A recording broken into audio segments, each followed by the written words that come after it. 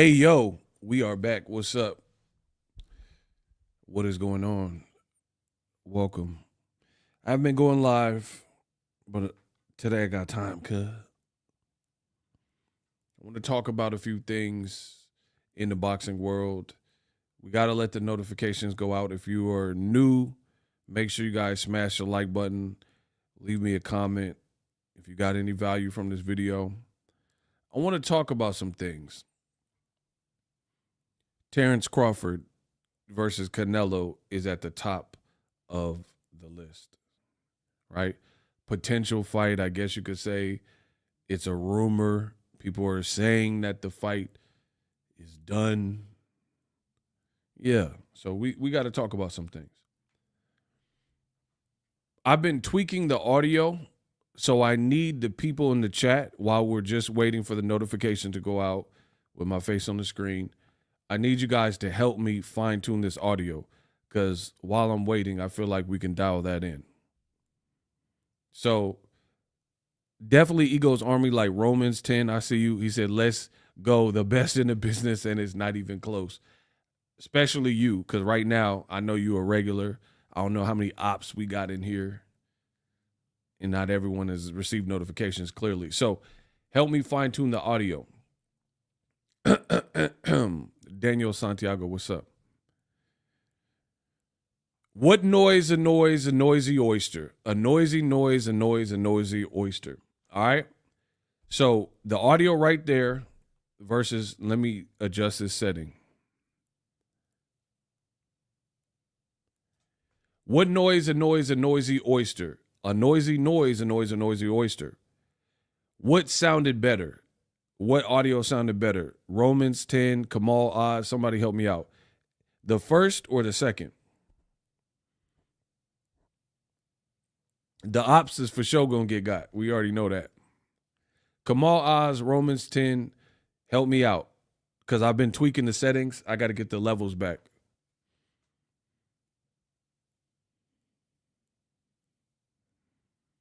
I need to know which one sounded better.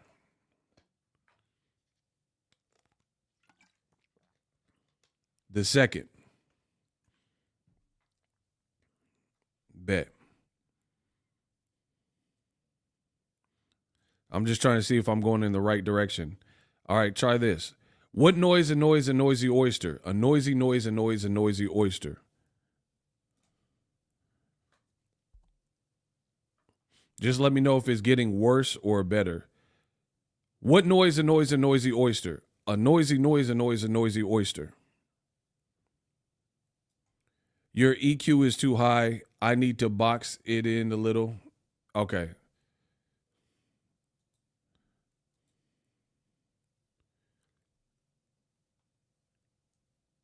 Let me turn down the EQ. Appreciate you guys for, rocking with me.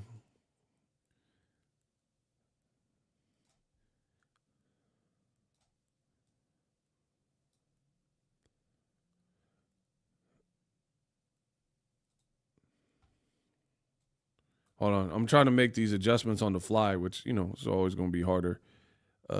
So it's not as drastic. You dig? You dig. Okay, hold on.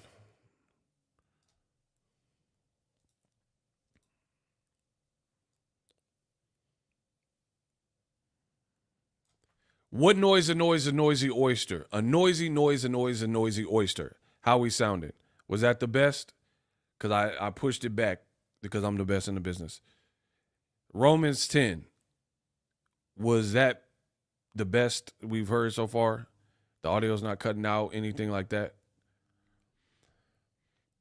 Kamal Oz is about to body y'all. I'm going to get to his super chat 1 second. I'm just trying to get my audio right because y'all need to hear what we got to say. Kamal said the audio's good. All right, we rocking.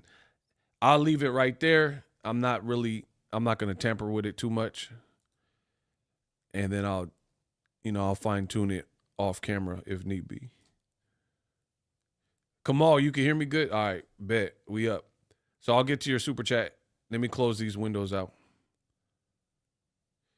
No cutouts, definitely crisp.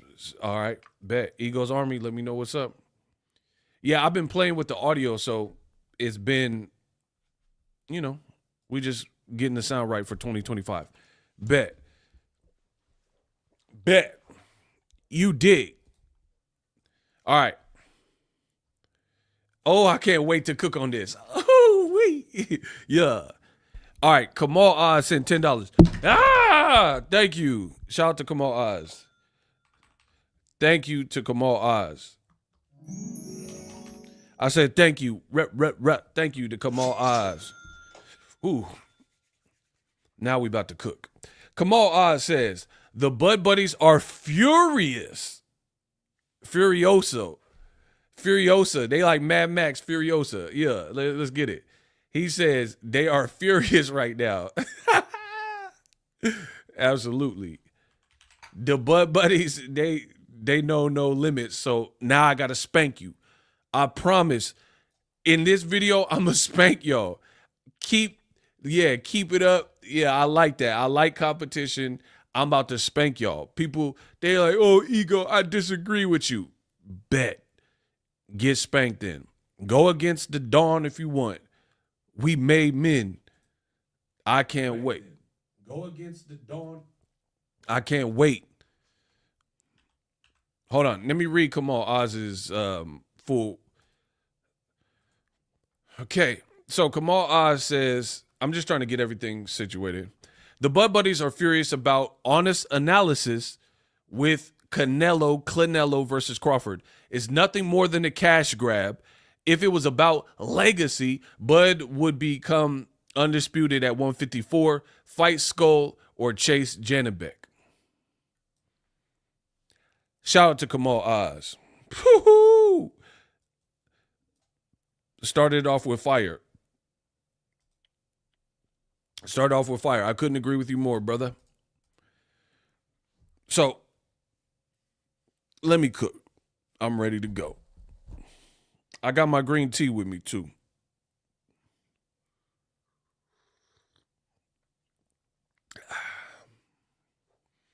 For starters, we got to set something in stone and draw the line in the sand right effing now.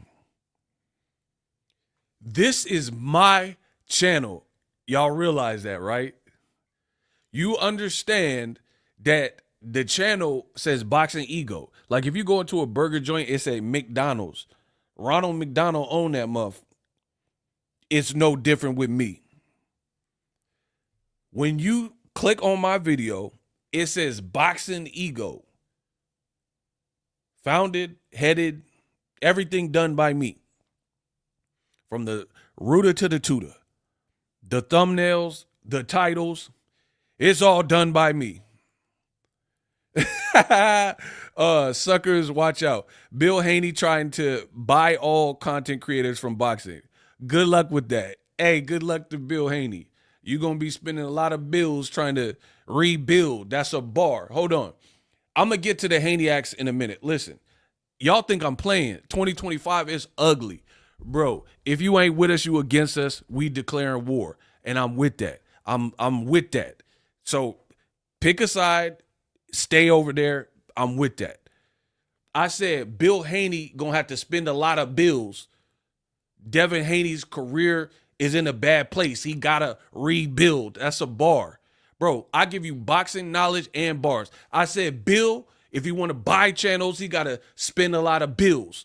Devin's Haney, his reputation is in the dumpster. He got to rebuild. That's a bar.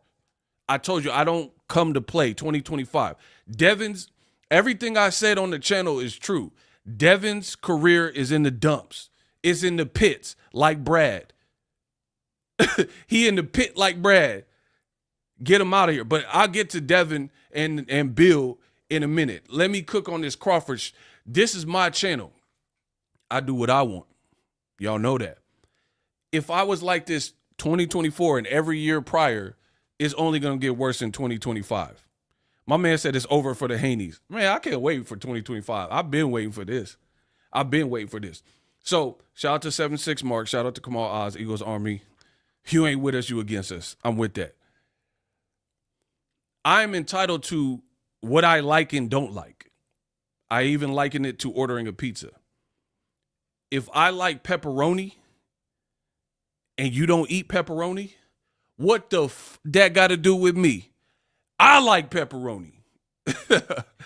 I like pepperoni. I don't care what you like. Oh, I like cheese pizza. Oh, the margarita pizza is better.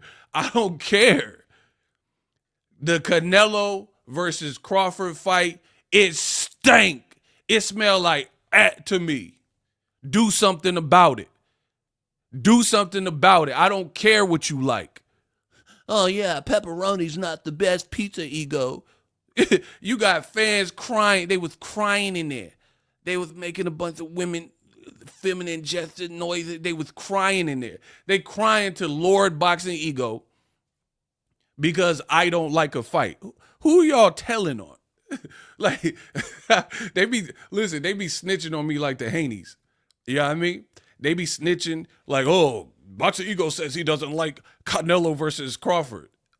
And I don't like the fight. But I've explained why.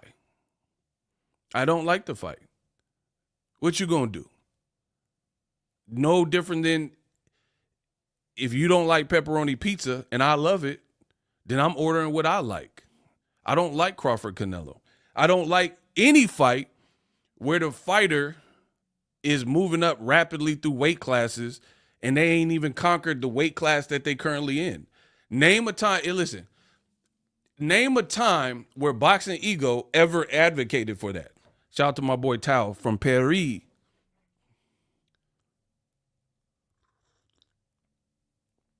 Name a time historically where Boxingego ever said somebody should move up 2 weight classes and they haven't even established themselves at the division that they're at as the quintessential end all be all. Please tell me when that ever happened. Don't all speak now at once. Name a time where the king of boxing talk, the best in the business, and it's not even close, ever said, hey, I can't wait. This is my favorite fight in boxing to be made. A fight where a person is moving up in weight, 2 weight classes, and they really ain't even done nothing in the weight class they just moved to. I'm waiting. So what we have here is a failure to communicate. You got the true alpha, which is me, and beta males. Beta males will tell you anything. That's all they do is lie, right? So you had the bud buddies, they want to lie. The Haneyacs, they want to lie. Y'all some lying butts in the comment section. Name a time where Boxingego ever said his favorite fight was a fight that didn't make no sense. When I say that.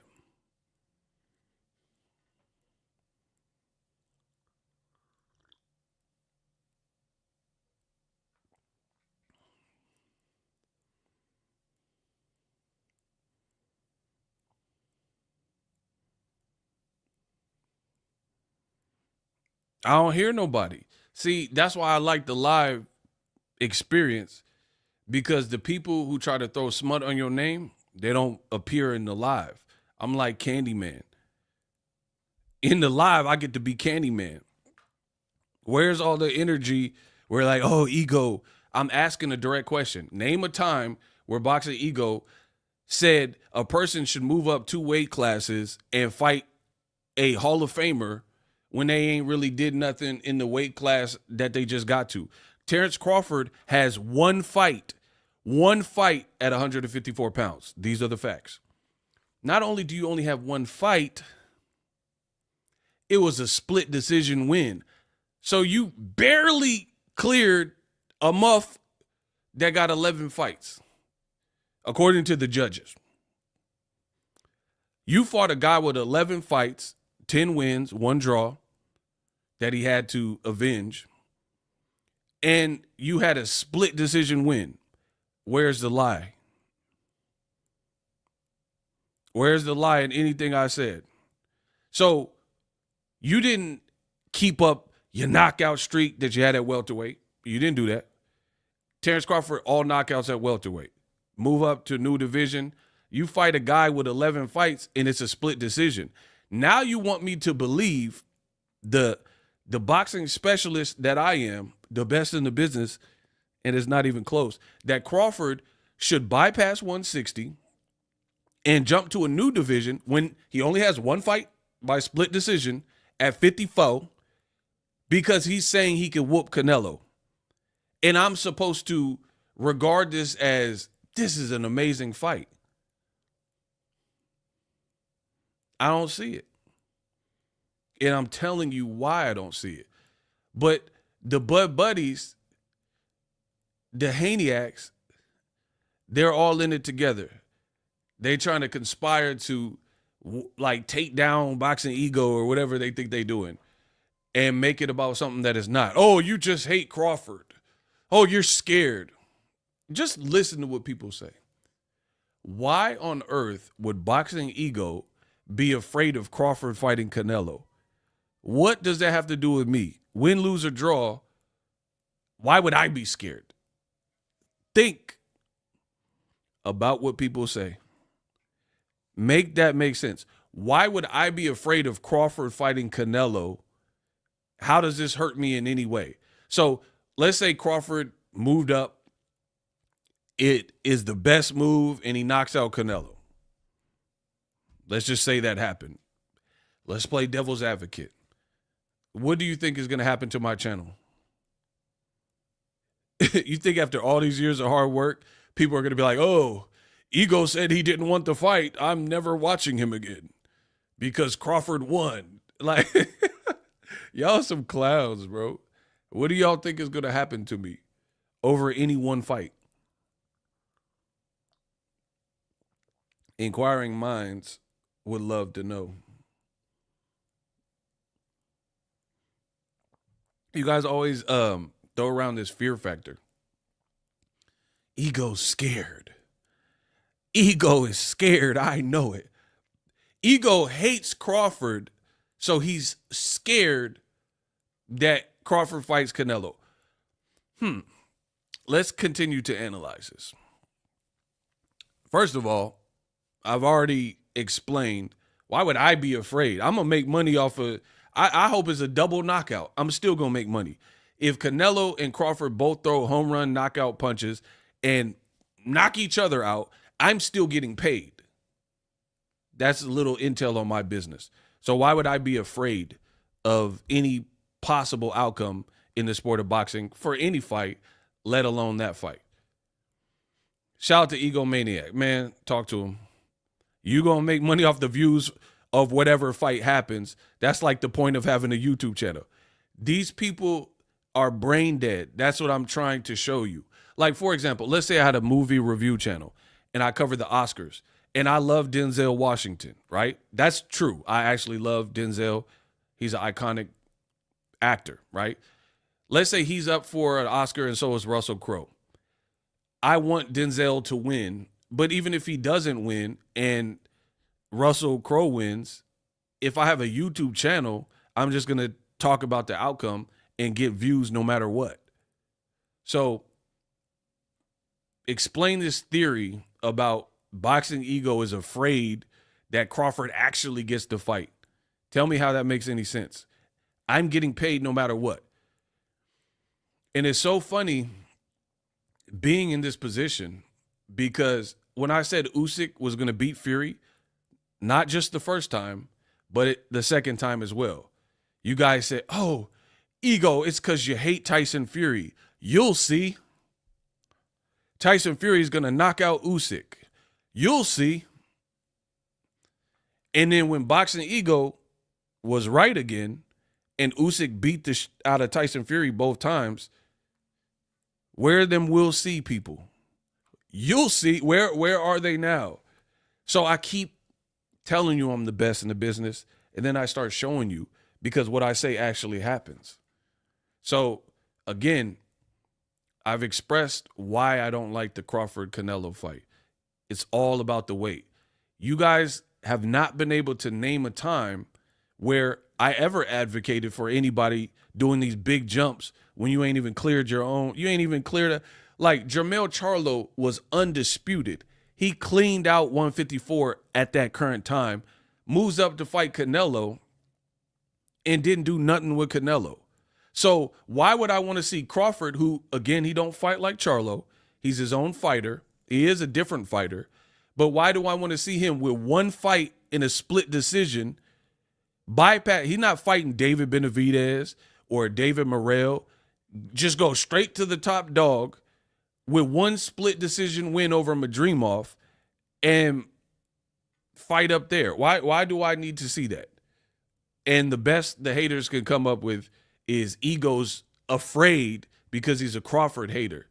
You got to do better than that, bro. You definitely got to do better than that. If Canelo was still at 47 where he started his career and Canelo was fighting Crawford at 47, then I would pick Crawford because they were at the same place at the same time in a mythological world. But guess what? They're not at the same weight at the same time. So I don't live in these weak fantasy worlds that you cowardly beta males live in, where, oh, it's like, oh, if Canelo does this, and Canelo told Crawford, I am not fighting you sub 168. Crawford's sparring partner, Aaron McKenna, and I made a long video about it. It's on the channel. Check that out. He sparred Crawford. He's a middleweight, 160 pounds. And he says that he thinks it'd be a good fight at a catchweight. Why are we still talking about catchweights when Canelo said no to a catchweight with Crawford? That shows me that I'm on the right train of thought.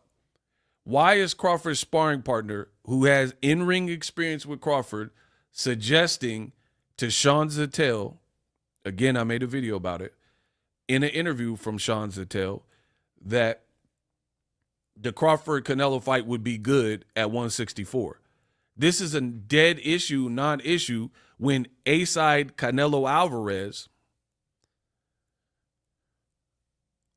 fights and says, I fight at 168. I'm not losing no weight for nobody. I'm not losing weight for Crawford. All right, JP, listen, we got a hot seat. He says Canelo ducks again. In what I've just said, which is all facts, tell me how Canelo ducked a man that's not even in his weight class. But the bad guys probably know where you're at. Good luck. We got a hot seat. Watch how I crush these mortals. How is this a duck when the person has never done anything at 160 or the actual division 168? How did he duck him? Crawford's done no damage at 168. So how is this a duck? You got 30 seconds and Kamal got the inf beam on you. And watch them squirm. They can't answer these questions. See, it sounds good. They want to say these things because it sounds good.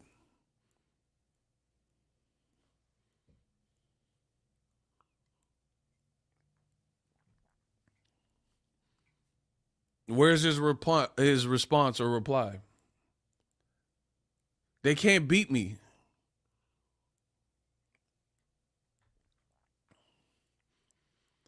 I thought you said he turned down a catchweight. He did, but how's that a duck? Canelo is the A side. He said, I'm not fighting at a weight class under 168. How is that a duck?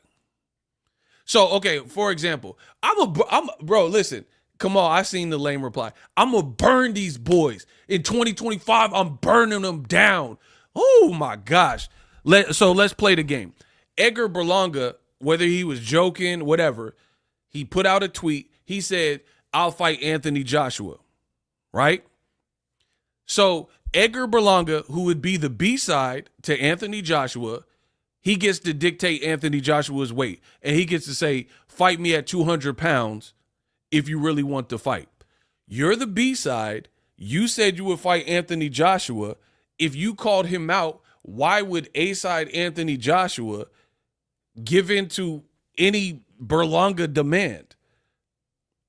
And then if he did say, no, if you want to fight me, bring your to heavyweight. I'm going to weigh 265 like I always do, and I'm going to knock you out.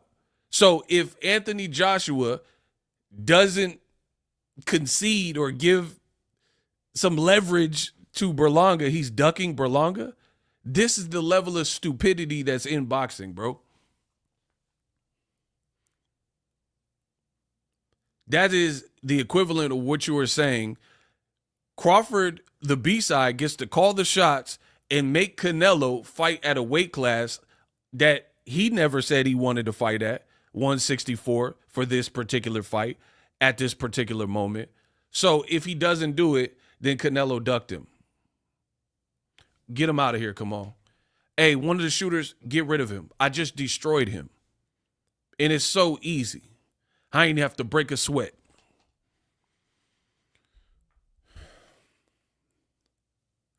But maybe Bud is so strong-willed that he actually pulls it off. Yeah, but maybe if your auntie had a penis, she'd be your uncle. Who cares? I don't care about no maybe. See, you guys are clowns. You want to make a fight based on a maybe. You could do a maybe with anything. You could do a maybe with anything. Oh, but maybe. Yeah, maybe if I ask Margot Robbie on a date, she'll leave her man for me. Maybe. We don't deal with these weak maybes. Y'all babies that deal with maybes.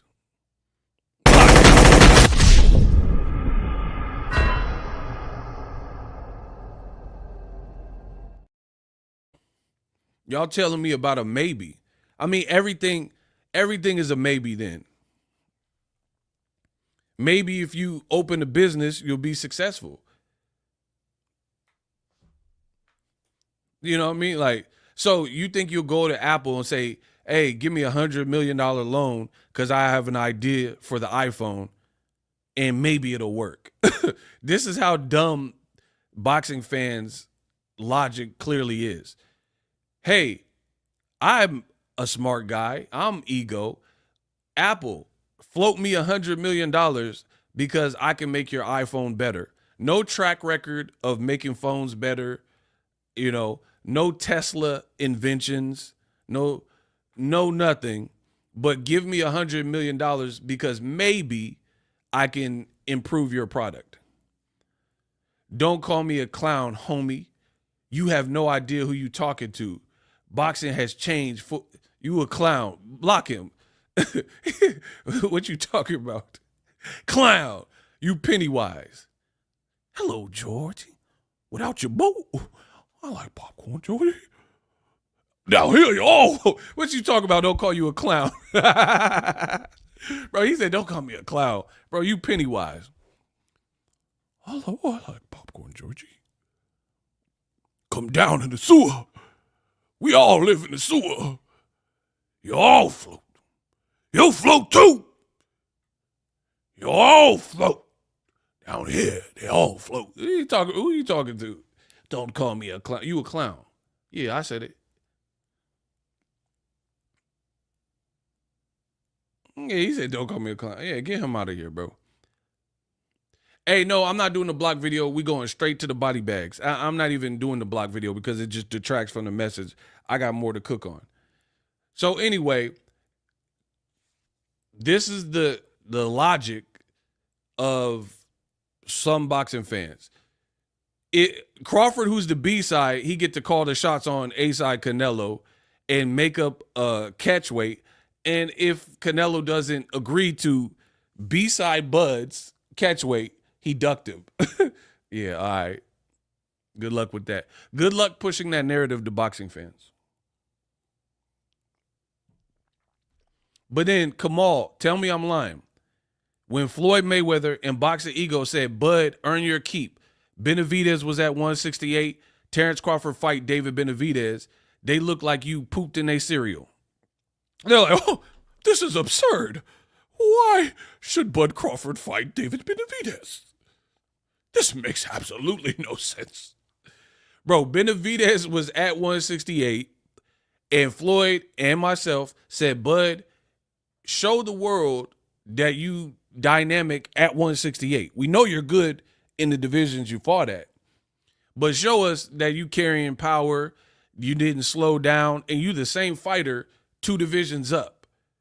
And they act like you were crazy to ever pitch a Bud versus Benavidez fight, because the Bud buddies are cowards, and they know that that wouldn't probably be a good fight for Bud, and he probably wouldn't win because of the size differential. Because what? Oh, yeah, what Boxingego is saying is true. Weight classes exist for a reason. Tell Bud to move up to 75. If this is a video game, which clearly some of y'all think it is, move up to 75, fight Artur Beterbiev. Some fans say Canelo could beat Beterbiev. So if we just mixing up the divisions, tell Crawford to fight Beterbiev. And you Beterbiev on your best behavior, because Crawford would probably get knocked out in that fight. Now, I know people are going to say, oh, Ego, you hating on Crawford.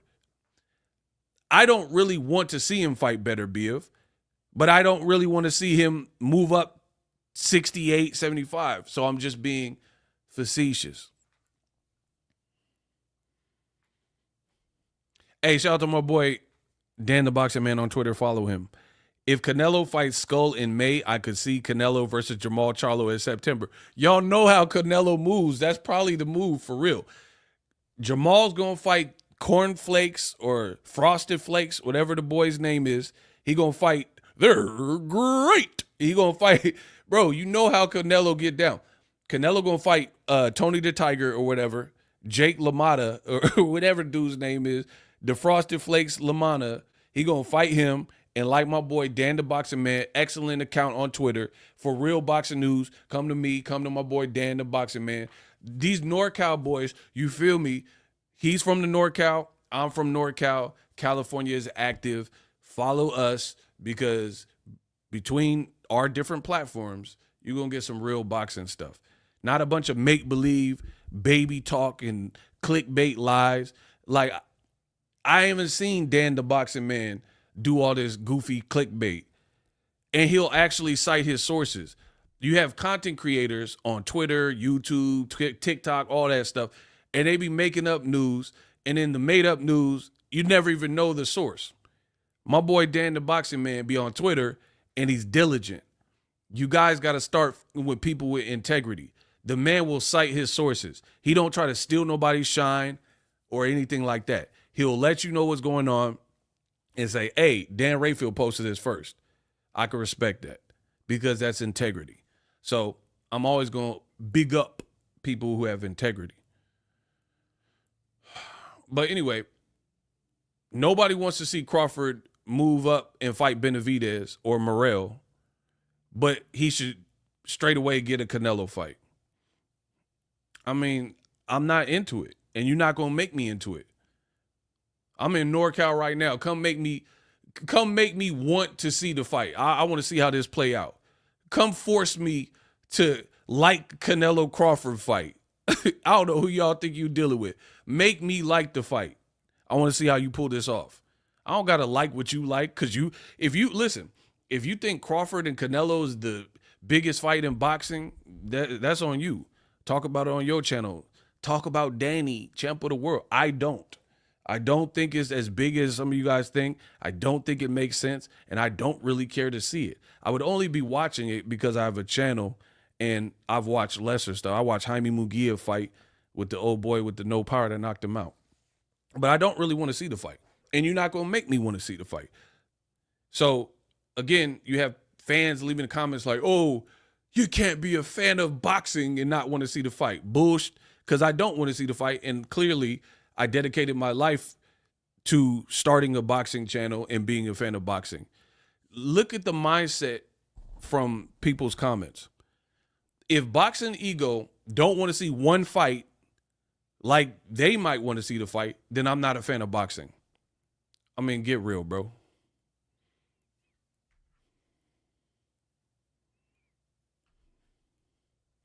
So if a person loves seafood, but they don't really mess with squid, they don't really mess with calamari, they don't like seafood now.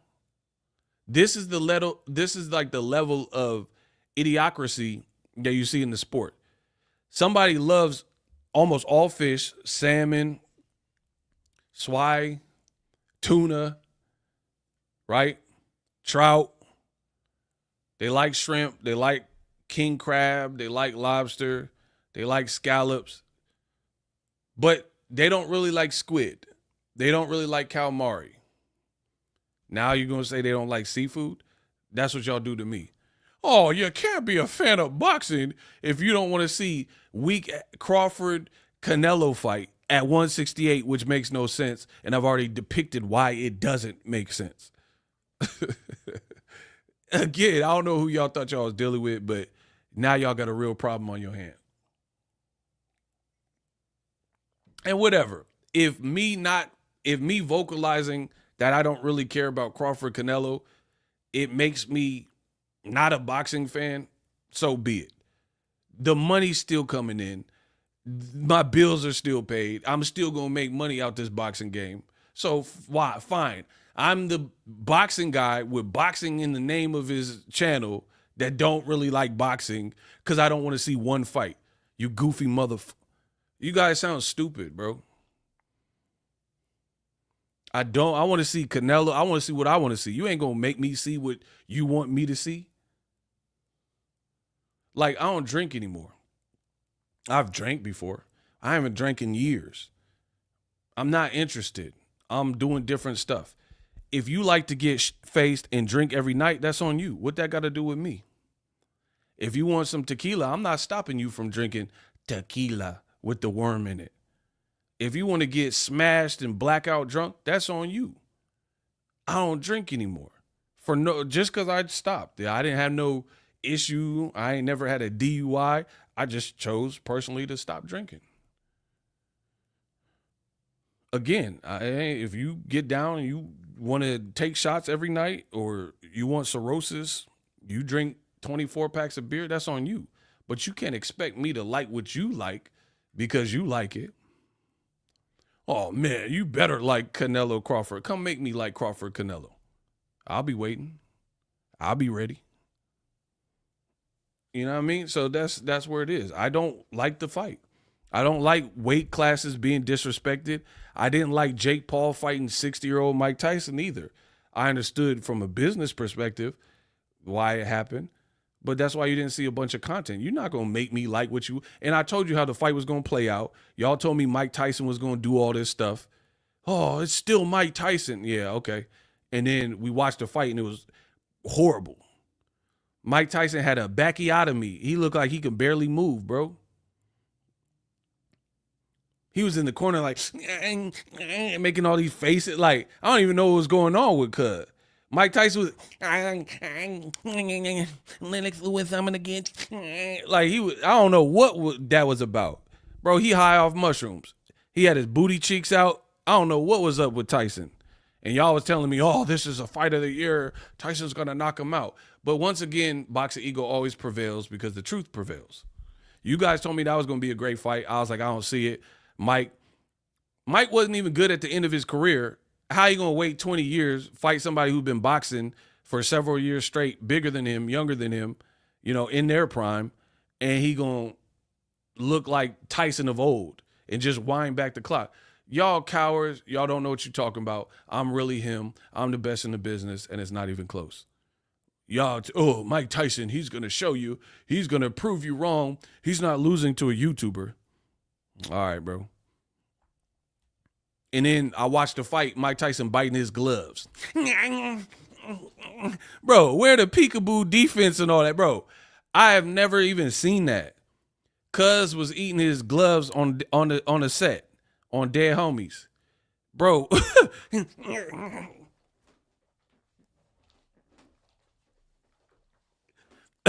That's the whole fight. And y'all told me Jake Paul was finna lose. All right. I said Jake Paul's gonna win. My 2024 was immaculate. And I'm hungry. Give me some hominy grit. I want something to eat. I want some turkey bacon. Bro, what the did I just watch? His booty cheeks was out. He had Atlas chaps on. And then the cameraman gonna zoom in on the cheekage. And he walking around. Don't film my booty. My booty meat. It's like cut the motto. He told me I should go in the fight with no draws. Hey, yo. Where a camera on that? Give me some real. Hey, where Cam and Mace at? Pause.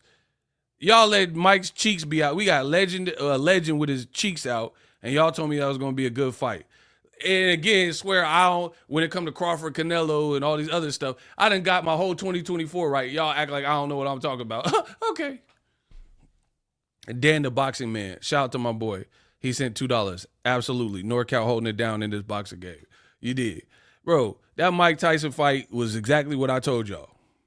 And then you got content creators who make all content lying. Now all of a sudden, Ego don't know what he talking about. Okay. Tyson really turned the other cheek. Man, come on. That was pretty good. He said Tyson really turned the other cheek. That was pretty good. I give you that. That was pretty funny. Tyson really turned up. Y'all funny with the puns and stuff.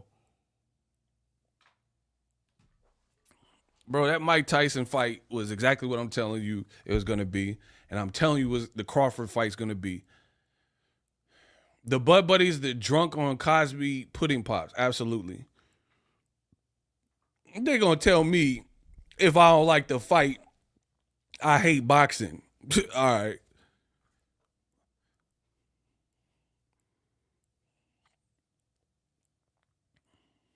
I don't like the fight. You ain't gonna do nothing. You ain't gonna make me like a fight that I don't want to see like that. You got people giving fight predictions for a fight that's not actually official. Canelo ain't said it's official. Crawford, Turkey, nobody says it's official. I seen you have people like, thank you, Turkey. Thank you. Thank you for what? How you gonna thank Turkey and there's no fight? And then people like, yeah, Canelo, Crawford, here's my prediction, it's going down. And the next day, William Skull like, yeah, I'm meeting with Canelo. We about to discuss a match on January 10th. I thought you said he was fighting Crawford. Y'all told me he was fighting Crawford. And it's a dunzo. It's a done dilly. Where's William Skull coming out? He coming out. Okay. So let me get this straight. Since I'm not the best in the business and it's not even close. Okay. Let me get this straight. Listen, I'm working y'all like Ali. Rumble, young man, rumble. I'm too fast. Bro, I'm too fast. I'm too great. These boys can't stop. Bro, I'm like Muhammad Ali out here. Hold on. Bro, I'm like Ali out here. Hold on. I'm dodging all the bull. You see the clip of Ali when he was in the corner and he dodged like a million shots? Bro, that's me. That's me. I be dodging all y'all. So listen, let me get to it. So Ego Ali, the greatest. Y'all told me in my comments when I made videos, I said it's cap. I said, there's no fight that's actually confirmed. Let's wait. Y'all said, no, let's not wait. I don't want to wait. I'm sick of waiting. Crawford got the fight and you hating on Crawford because he got the fight. Yeah. Can I get an amen? Thank you, Turkey. That's what y'all told me. So why is William Skull saying 8 days from now, Canelo's team reached out and they got a meeting? If you have a signed, sealed, and delivered fight, which is what y'all told me in the comments, then why are you meeting with another person?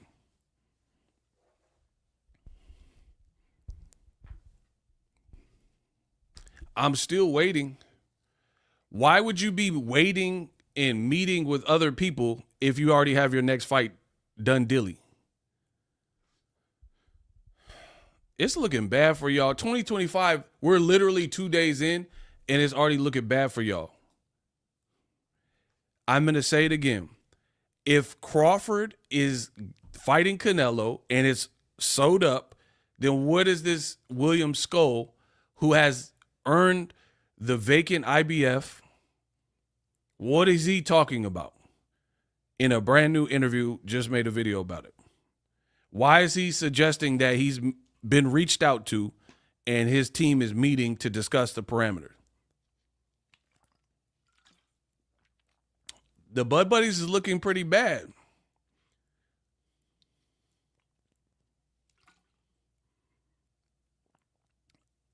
Anybody got an answer?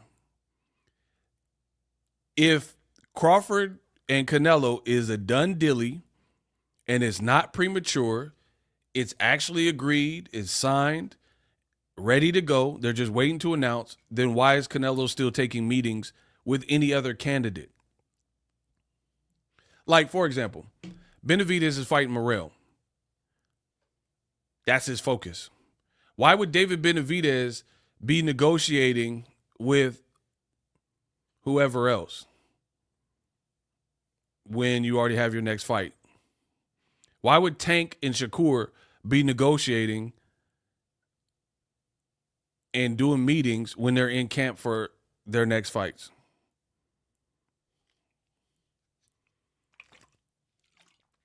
Ninja Fish, that is an excellent question. There are fake accounts because people, they broke and they trying to get Boxingego's money, so they try to trick you and scam you. I only have one Cash App and it's on the screen. Anything else that doesn't read exactly like it reads on the screen right there is a fake. I've already reached out to Cash App. We're trying to get them removed. I'm trying to get them removed. I have one Cash App. Listen, if you ever sent any money and it didn't say $ Boxingego, that's it. You got scammed. It's out of my control. I'm dealing with Cash App. I have one account. Listen, I also put the link in the description of my videos. So if you're ever confused, you can just click the link. These are the ways you guys got to safeguard, because everybody want to be like Mike. Everybody want to be like Mike Lowry. They want to be ego, so they try to illegally siphon and trick people into donating to them under the guise. You see it with OnlyFans models too. Like, they'll build a fake OnlyFans account and act like imagine that, a dude acting like a woman and an OnlyFans chick, so people pay him. Like, that's the internet. Use my link if you're ever questioning it, or it's on the screen. If it say anything other than Boxingego, it's not me on Cash App. Hopefully that clears it up. But anyway, I don't want to see the Crawford-Canelo fight like that. What's the point? Senna Egbeko did over 200 rounds. I don't know about 200. I seen him say over 80. I don't know. Hey, he did the rounds. He did it. Shout out to he said salute ego. He did hella rounds with Canelo and basically said that Canelo is different and Crawford too small. Kieron Davis sparred Canelo, and basically there's interviews and he's saying that Crawford's too small. Aaron McKenna is a 6'1" middleweight, 160 pounds, and he's suggesting that Crawford fight him at a catch weight, which is not an option based on what Canelo said.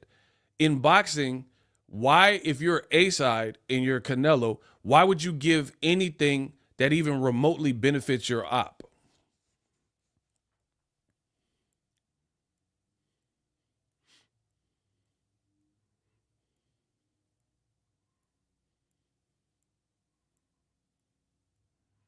This is the level of stupidity in the game of boxing. Why on earth would you? Oh, we got $5. Hold on. We got a Cash App. Shout out to Alfredo Borquez. He sent money in the Cash App. You are my favorite channel in boxing. I listen every day at work. Just don't get in trouble at work. But salute to you. Shout out to my boy Alfredo. He sent $5. Much love. Yeah, we're going to have a good 2025. Y'all know it. And here's the thing. Oh, shout out to Ninja. I see you found me. Appreciate you. Here's the thing about it. Why are these, like, see, people keep trying to bring ego into it and, like, make it about me. My opinion is my opinion. But excuse what I'm saying and just set that aside. Why are sparring partners saying that people who've been in the ring, some of them have, I believe, been in the ring with both, they're saying that Crawford's too small? Why are they saying that? Why is Aaron McKenna, who respects Crawford, he gave him a lot of praise, why is he suggesting the fight happen at 164, which is not an option? If you sparred and his power felt like a super middleweight, then why would you suggest a catch weight if he's cracking like a true 168 pounder? Just make this make sense. If what I'm saying is because I hate Crawford and all this goofy stuff y'all be talking about. And here's the other one I like. They say, Boxingego, he doesn't want the fight to happen because Crawford is going to destroy Canelo. Again, I get paid either way. So what does that have to do with me? If Crawford moves up, sets his own history, and knocks out, how does that hurt me? I really don't understand it. I don't understand how that would hurt me. If anything, that'll give me a guaranteed viral video. This is how idiotic some of you guys are that try to attack me or whatever.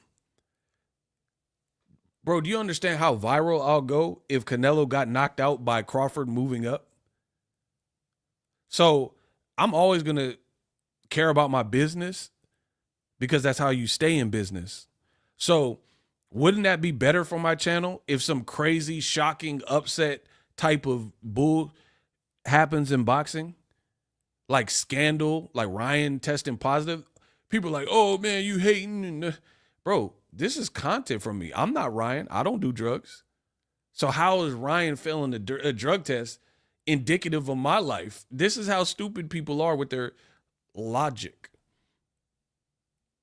Oh, man, Ryan failed. This makes you look bad, ego. Yeah, I look bad because I don't drink or do drugs. Never have I ever done one drug.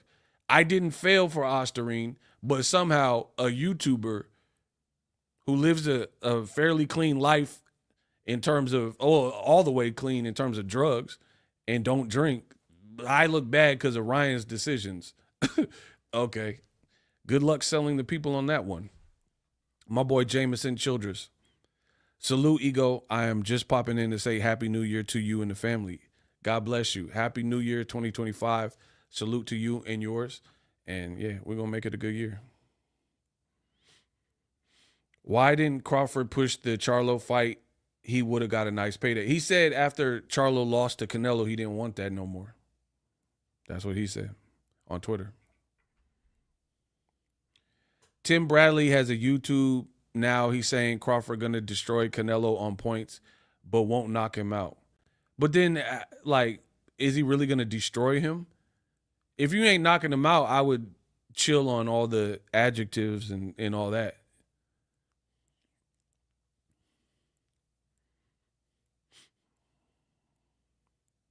Turkey and Crawford need Canelo, not the other way around.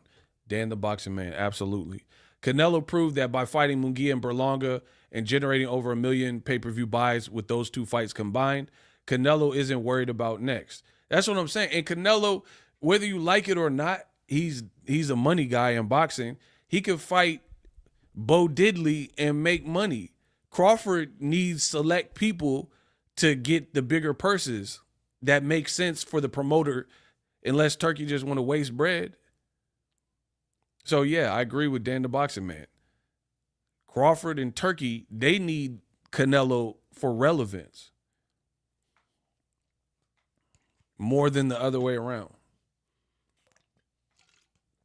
But explain to me how Crawford has a split decision win at 154, meaning he never dropped Madrimov, he never knocked him out, but you buffoons and Bud Buddies think he's going to move up not one, but another. You got one fight at 54. You started at lightweight, and you have a split decision win over an 11-fight Madrimov.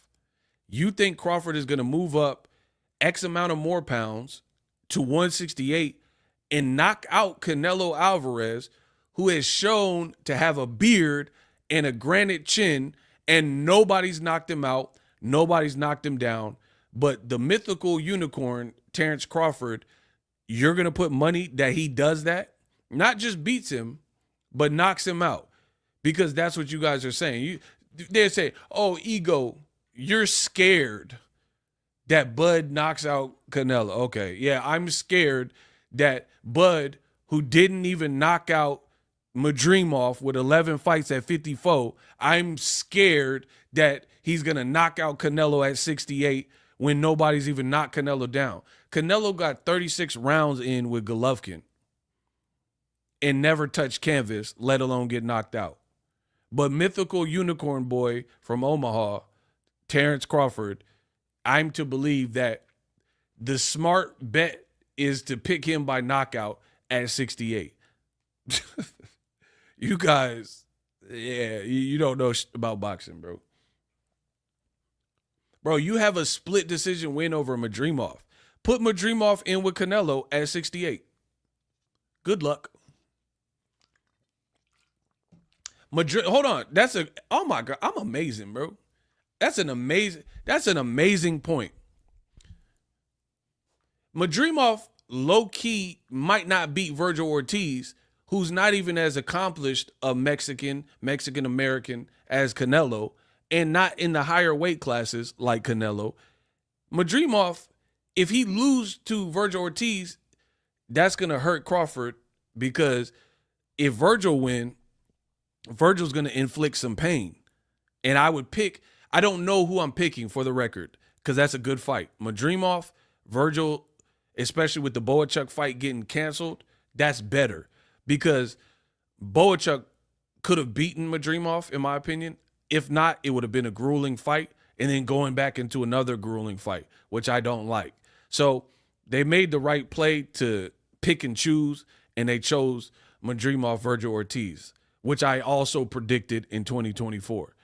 But we got to see how that looks in February 22nd. If Virgil Ortiz cooks this man Madrimov, that win is not going to age as well for Crawford, because you and Madrimov were kind of neck and neck for the majority of the fight.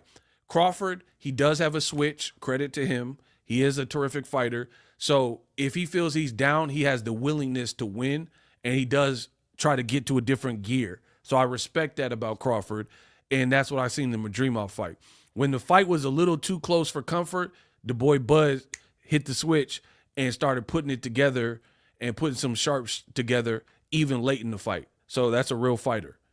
But again, I give fair criticism. Y'all say, oh, you hate Bud and all this goofy stuff. I don't hate the man. And the funny thing is, I've been in the people who suck Bud off and glaze him. I guarantee you I've been in Bud's gym more than you. I got more exclusive footage with Bud than you. You know what I'm saying? So, like, what are we talking about? A bunch of dudes glazing. They ain't never even set foot in the turf. I've been to Omaha. I made the trip several times. Now, I don't have to agree with everything from Team Crawford or Bud himself. That's life. But I never disrespected Bud as a fighter. I never said, I don't disrespect his personal life and stuff like that. I just tell you what I see.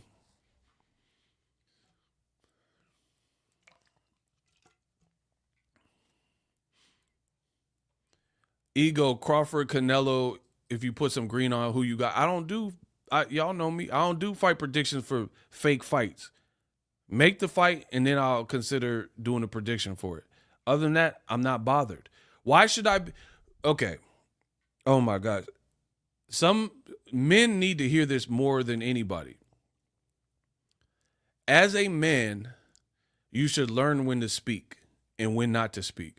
The problem with today's society and people that got these TikTok brains is men now speak at times where they should remain silent.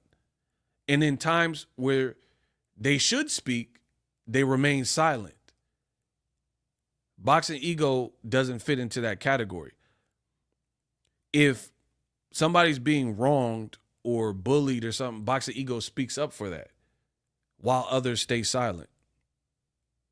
There's times where I don't have anything to really like put down that is of any merit. Those are the times where I stay silent. Look, I haven't been doing that many lives because there hasn't been much jumping at the back half of 2024. Meanwhile, you look at other content creators, they probably go live every day and people just make up gossip and stuff like that. I don't need to do that. I'm not hurting for cash and I just didn't have nothing to say. Right now, I got something to say, so you see me live. So that's a life lesson.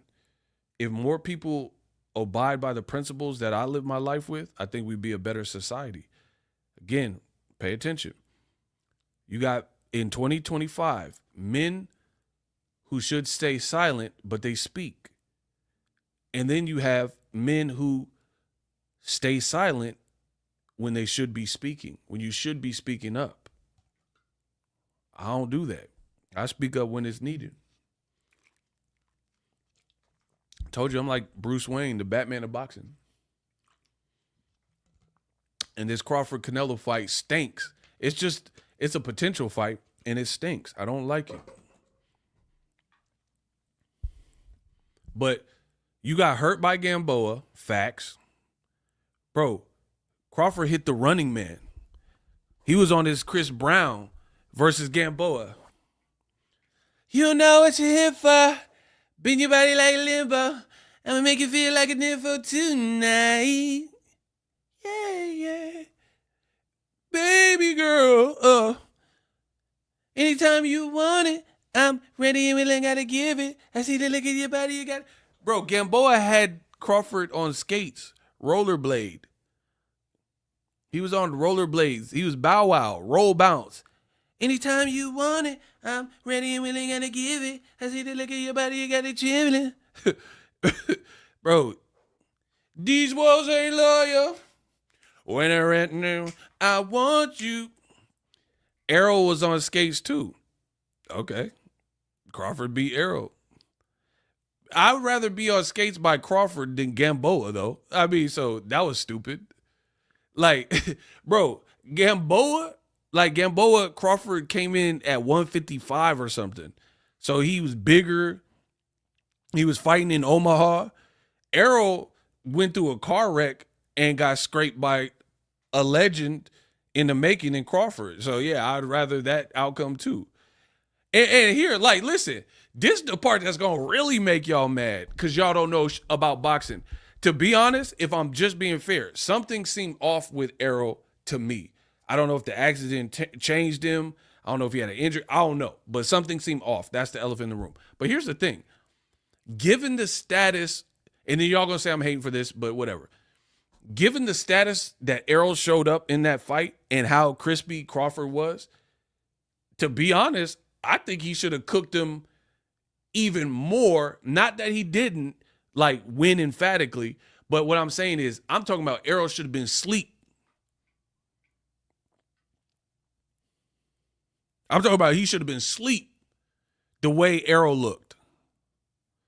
And Arrow was still protesting the knockout. So, again, this is the power that you think is going to translate to 68. Like, for example, prime Deontay the Bronze Bomber Wilder from, oh my God, Tuscaloosa, Alabama. If you show up fighting Wilder in that shape that Errol Spence looked to be in, for whatever reason, Wilder's offing you, bro. If you fight Gervonta Davis and whatever's going, you went through a car accident, whatever's going on, you look high. Remember people was like, hey, you want some? They were saying Errol look high. Look high and look off versus Gervonta Davis. You getting cooked. Or Artur Beterbiev. Bro, fight Artur Beterbiev when you look high and disoriented. Beterbiev is it, bro, because Bivol didn't look high. He didn't look off. It looked like the regular Bivol. It looked like he had a good camp, brolic, in shape, good feet, good punch selection.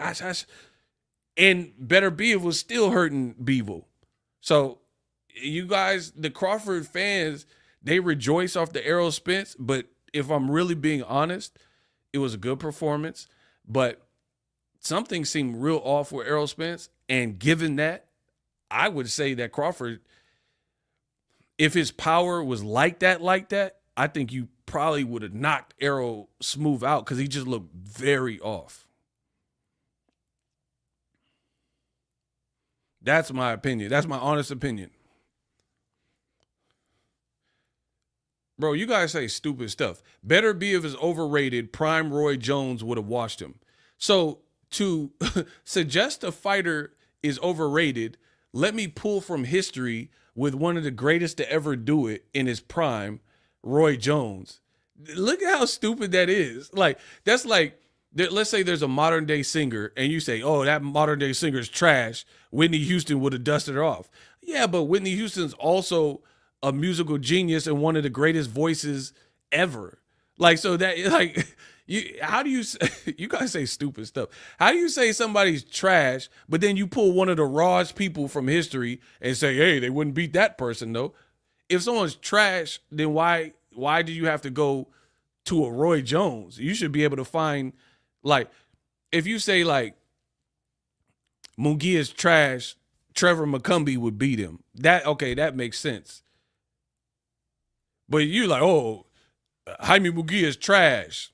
Marvin Hagler would have beat him. Like, why would you go that high up the historic legacy fighters to dictate someone's trash? Y'all be saying stupid stuff, bro. Oh my gosh, the comments are trash right now. Better Beef is like Wilder, but with better boxing. But he's still a bro. Y'all do not know boxing, bro. So Better Beef is like Wilder, but he's just more technically and fundamentally sound and can box better. But he's still like the guy that isn't as technically sound with power. Oh my gosh, bro. That's like saying Mini-Me's like Shaquille O'Neal minus the height. Like what?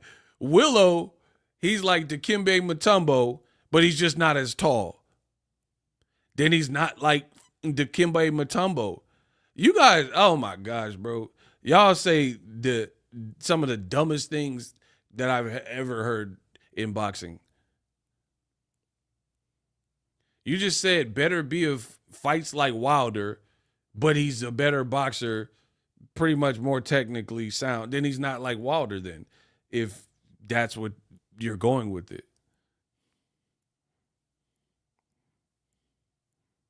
That's like saying,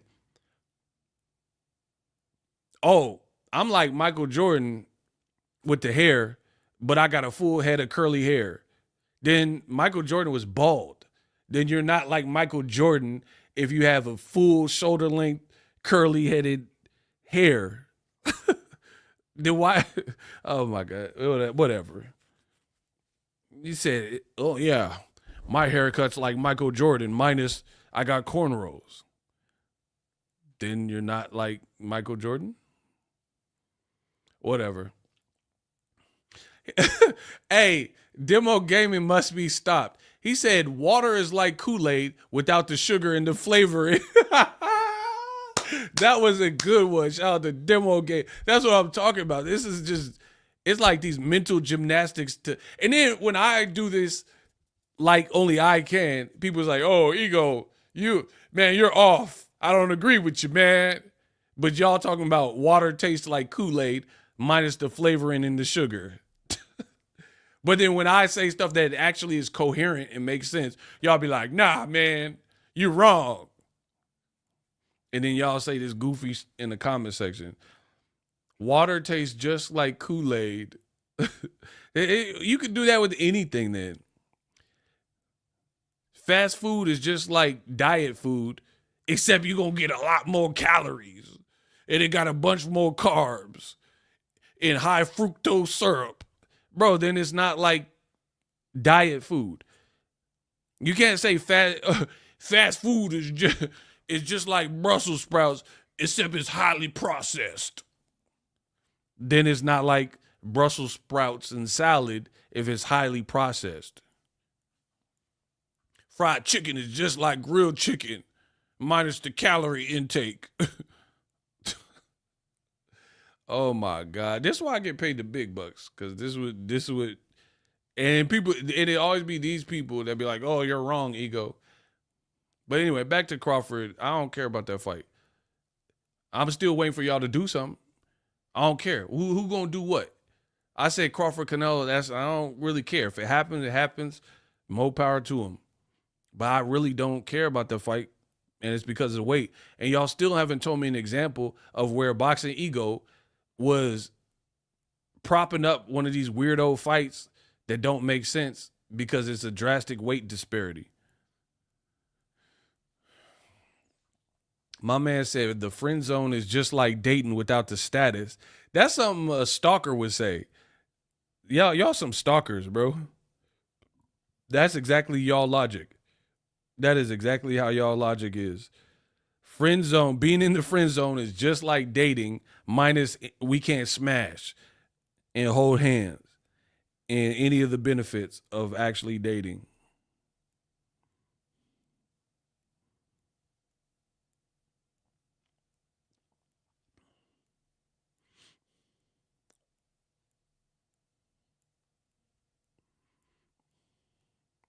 Anyway, I need y'all to get the likes up. What's good? Canelo should fight Benavidez or Morrell, then Bevo better Biv. Shout out to Luis Soto. Absolutely. Y'all want him to fight Crawford. And see, the other thing is, the reason I know the Bud buddies, y'all some liars, is because you don't want Bud to have to go through nothing to get Canelo. You don't want him to have to fight. Like, okay, here's a fight. Tell Bud to fight Berlanga.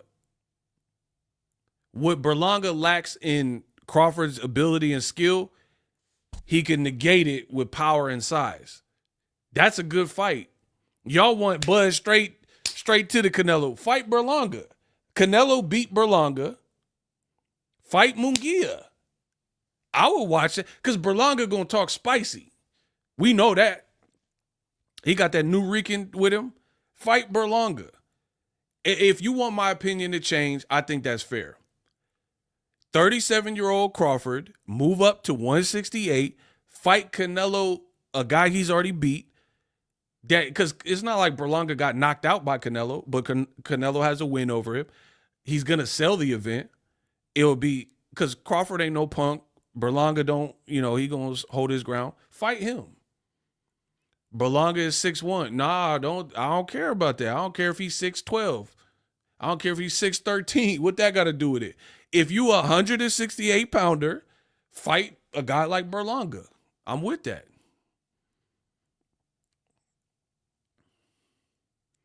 I am so with that.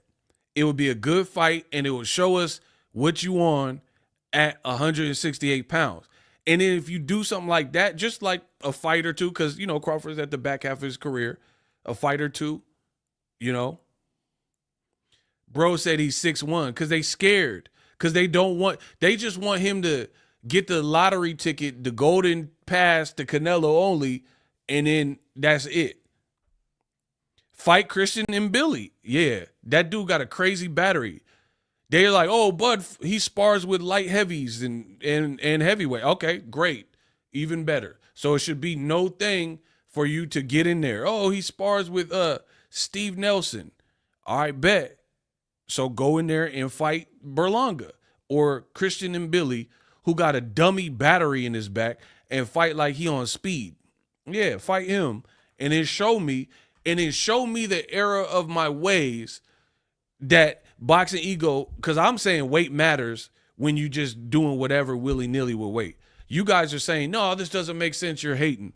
Okay, show me the error of my ways by fighting a big, strong 68-pounder, not named Canelo, and emphatically beat them, and then people will, because it makes all the sense in the world. People will have no choice but to bow down like, dang, Bud is good. He could go to any weight class that he wants, and his power is still showing up. He's not slowing down. The skills are still there, and he's looking like the same fighter from lightweight, 140, and 147, and the one fight at 54, he looked the same. Now I got to see the Canelo fight. So it's a win-win situation. Bud has been fighting 1 time a year, so you can fight 2 times a year. For a starter, an introduction to the division, please fight Berlanga. It'll be a crazy buildup. Berlanga going to rehydrate to 215 pounds. He's not as skilled as you, in my opinion. But he's big and he's strong. And you got the skills, so handle that. Not even Pac-Man could do 168. Man, Pacquiao, he wouldn't even beat Pac-Man. It'd be a whole different video game. It wouldn't even be Pac-Man. He'd be in a whole different game. It would be Legends of Zelda. He'd be knocked out into another world if Pacquiao fought at 68. If you think Marquez slept him, put Pacquiao at 68. I believe me and Jinky, we believe 168 will be 222. Bro, Pacquiao gonna wake up drunk off the Hennessy. He gonna wake up singing. He would be so out of here because weight matters when you do too much, period.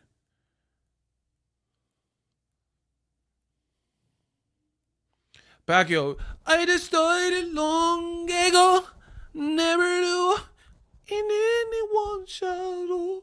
If I build, if I succeed, they can't take away my dignity.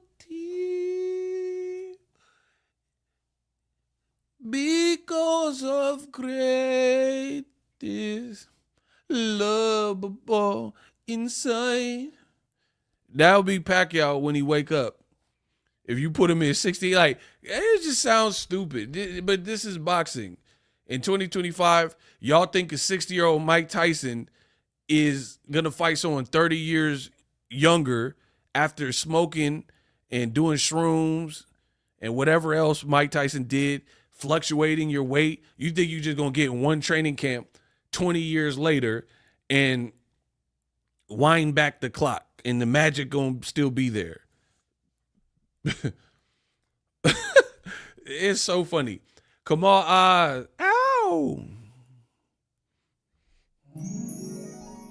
Bud Buddies and Bud with the Canelo remind me of Khan and the Kookie Khan fan. I like that name. Fanboys when it came to Floyd. Khan demanded Floyd when he was at 147, duck Keith Thurman, Sean Porter, and the Tim Bradley fight didn't happen, and all top welterweights. Yeah, he thought he was entitled to Floyd, and he did bring up Pacquiao too, and he got none. And Bud, like, bro, Bud doesn't sell like that, so that's even worse for Canelo. That's worse for Canelo. Because if Bud was like a crazy ticket, Canelo would be more inclined to fight him because he'd be like, with my star power and Bud Crawford's star power. Okay, block is Scotty. We gonna beam you up, Scotty. That's the second dumb comment, so we got to send you back outer space.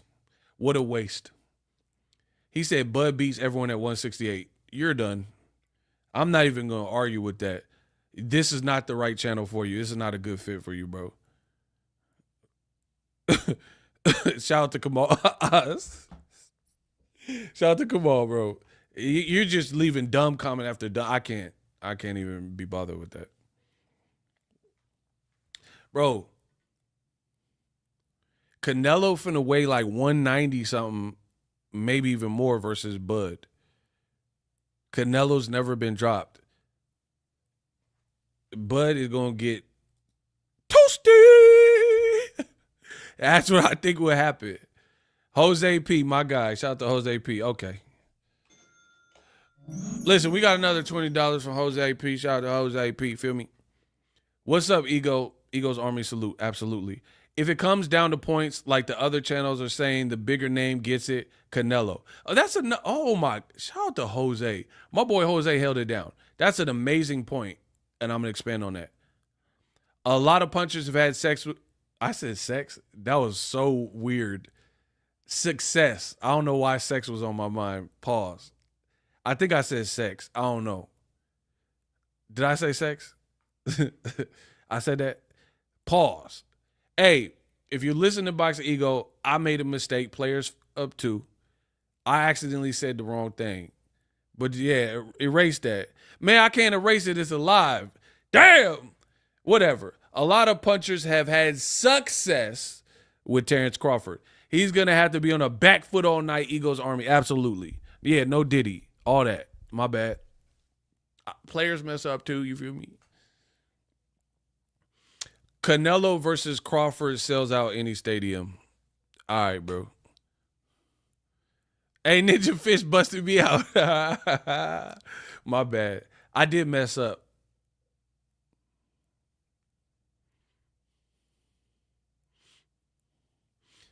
Yeah, but here's the thing in boxing.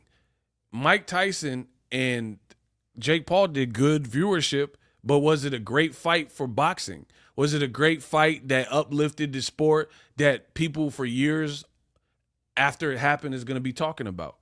Listen, this is I'm not letting y'all come in and try to like wash and water down my sport. Is Jake Paul, Mike Tyson, the fight you've seen, was it memorable? In my opinion, no.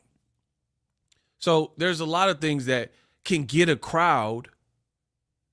It could get a crowd, get people to pay attention to some degree, but then is it a great fight?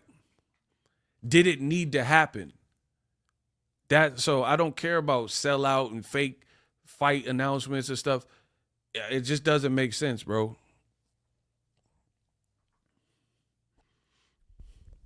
I'm over here working and one of my customers had to double take like what he talking about. Hey man, you gotta put some headphones on. You trying to have me look crazy. Nah, Ninja Fish, you gotta put some earbuds in, some AirPods or something. You gotta get the over the ear joints. You trying to make me look bad. I'm Boxingego. Y'all think y'all could do this to me? Huh? Yeah, I'll have y'all watching videos in Pelican Bay when I get finished with you. Huh?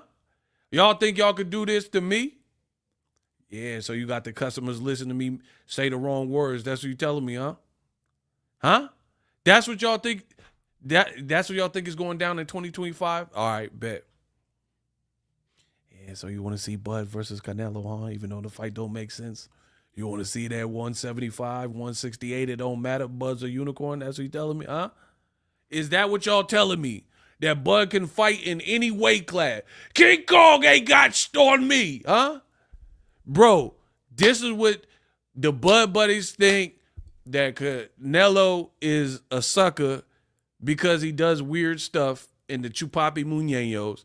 And now they think the man who got fresh off of a split decision win at 54 is going to stop the guy with the chin at 168 who does have good skills and is a Hall of Famer.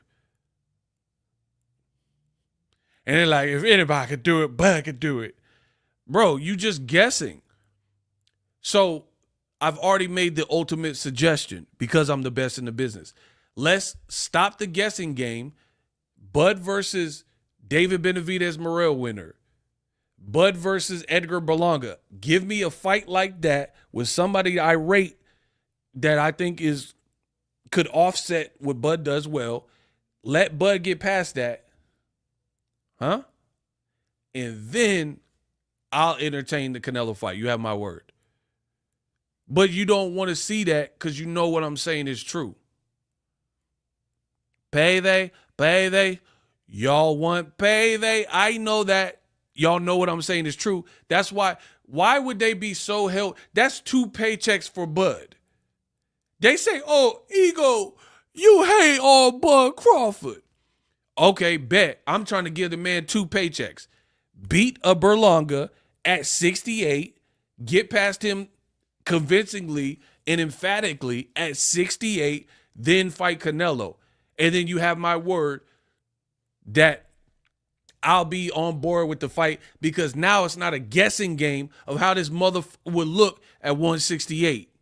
Y'all want me to guess and imagine a whole new world? Yo, this ain't Aladdin. They want me a whole new magic play. That's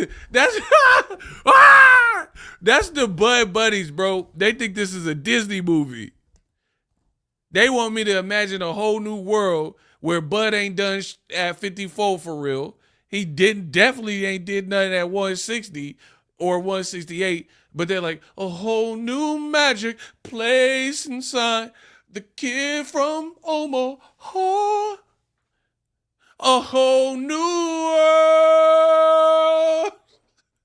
Bro, I'm not into this. You're not going to convince me nothing. Fight Berlanga. Don't tell me, oh, Bud can do it. I have faith in you.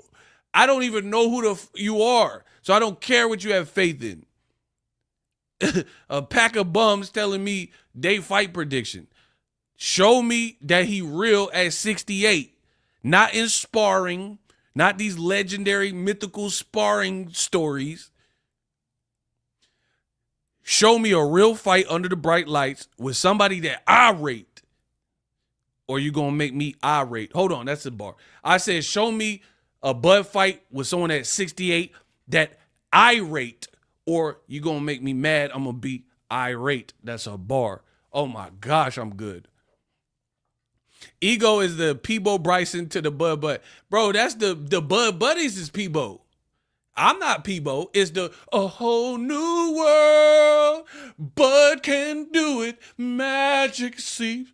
Bro, that's not me. I'm not Peebo. It's the Bud Buddies. They the ones singing, talking about Bud can do it. You can do it.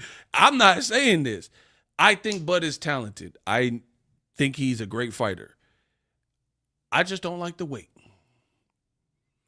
I mean, somebody said Clarissa Shields. That's another thing. Is like, I'm not, there's a lot of things that's going to make, she talking about fighting Keith Thurman. I don't want to see that.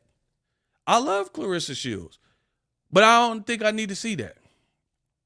Fight Chris Cyborg, Serrano, Serrano, Peppers, Jalapeno, fight any of them. Whoever, Bumgardner, yeah, I'm with that. I don't want to see her fight Jake Paul and Keith Thurman. I like what I like. Y'all gonna get mad because, like, I don't want to see, like, what are we doing in boxing, bro? Okay, put Katie Taylor in with Jake Paul in. That's what y'all want. Because Amanda Serrano keep getting robbed anyway by Katie Taylor. So put the boss man, Jake Paul versus Katie Taylor. That's what y'all want to do? Bro, Katie Taylor neck this big. And put her in with Jake Paul. Kamal, no. She got that rough neck, buff neck, rough neck. Me and Flex looking in the index for buff neck raw for some hot butt set. Bro, she got the Tyler the Creator rough neck, buff neck. When he was freestyling to Funk Flex. That's a bar. Me and Flex looking in the index for buff neck raw for some hot butts. Bro, her neck this big. She got a Tyson neck in his prime. 88 Tyson neck, dead homies. I don't even like, y'all be overrating people. I don't even like watching Katie Taylor fights. Y'all be like, oh, this is the best fight I've ever seen. The reason I don't like Katie Taylor fights is because when she win, it'd be a robbery half the time. And I don't know what she even saying in the post-fight interview. And it messes up my viewing experience. Katie, I was walking down the magical about the dog that I was walking in the MacArthur barking and Shamrocks and this is me Lucky Charm.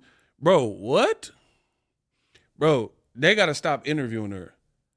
Because at first I thought she was punch drunk. I ain't going to even front. I thought she was punch drunk, but it's just the accent. I don't know what. Oh, the magically.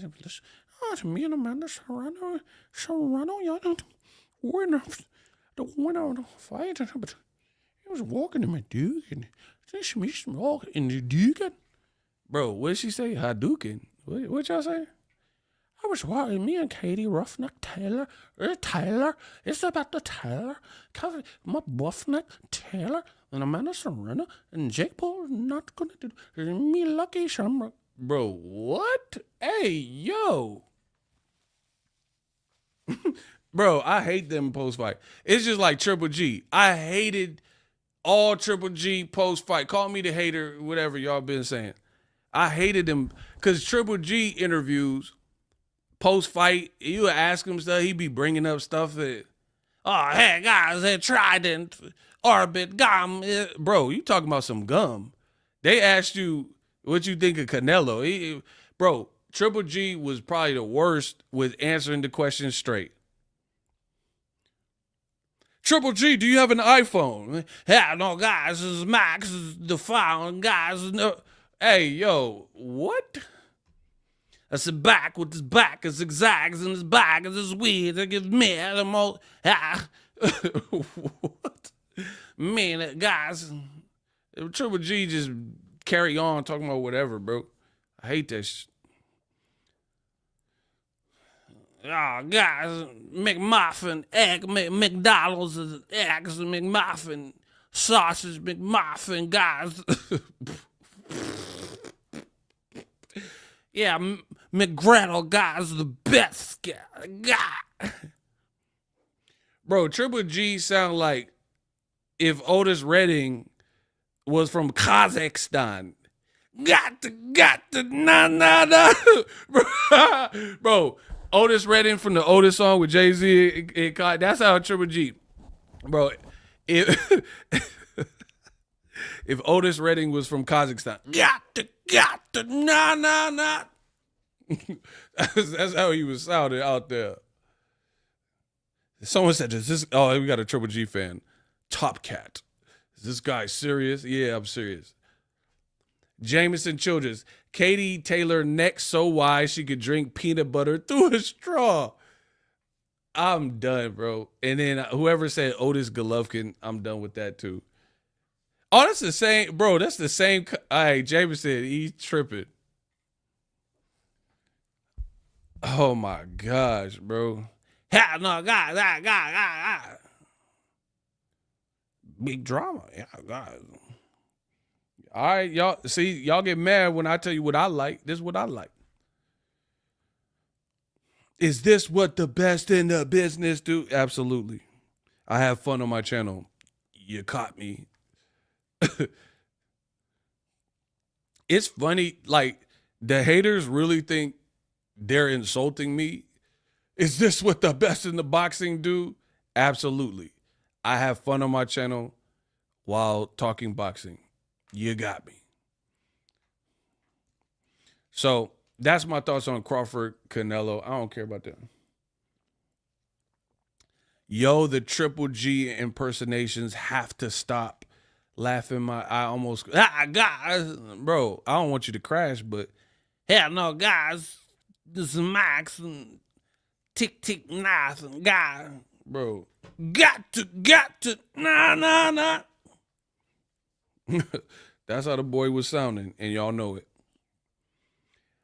Okay, Haney camp got exposed. Okay, let's talk about the Haney. Okay. Devin said 2024 was his best year ever. The lie detector test determined that was a lie.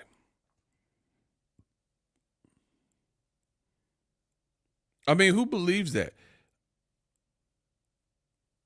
Like, honestly, who believes Devin's best year was 2024? Now people are talking about Boots and Jin Sakazuki. Yeah, shout out to that. Bro, who believes that Devin's best year was 2024? I told y'all from the beginning, you can't build Haney your way out of this one. The streets is talking. Bro, it's looking crazy for Devin Haney. The damage control on fleek.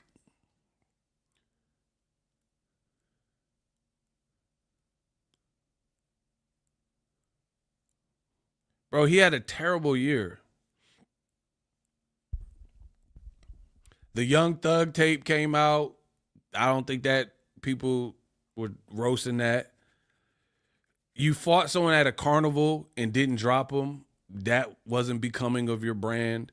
Ryan had you doing the pretty Ricky, 5 in the morning. Like he had you, you know what I mean, on the canvas. The boy Harvey Doc was trying to help you. Come on, bro. This is your best year? All right. Bro, if that was your best year, I would hate to see your worst year.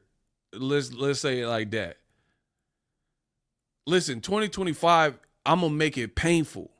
I'm going to make it painful. And the crazy thing about this whole scenario is this. The Haneys are really bringing a lot of this on themselves. They're bringing a lot of this on themselves. Like, people probably would have forgot about April 20th, but they keep resurrecting it. The Haneys are like the bimbo in the horror movie that knocked Michael Myers down and hit him with a lamp.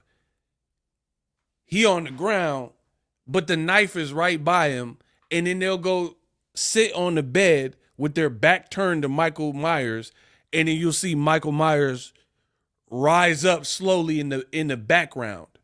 That's the Haneys. Let me put this together for y'all. That, my friends, is the Haneys. Again, shout out to Jameson Childress. Devin had the same year in boxing that Drake had in rap. Bars. Shout out to Jameson for the bars. Let's set the plate. Let's set the play.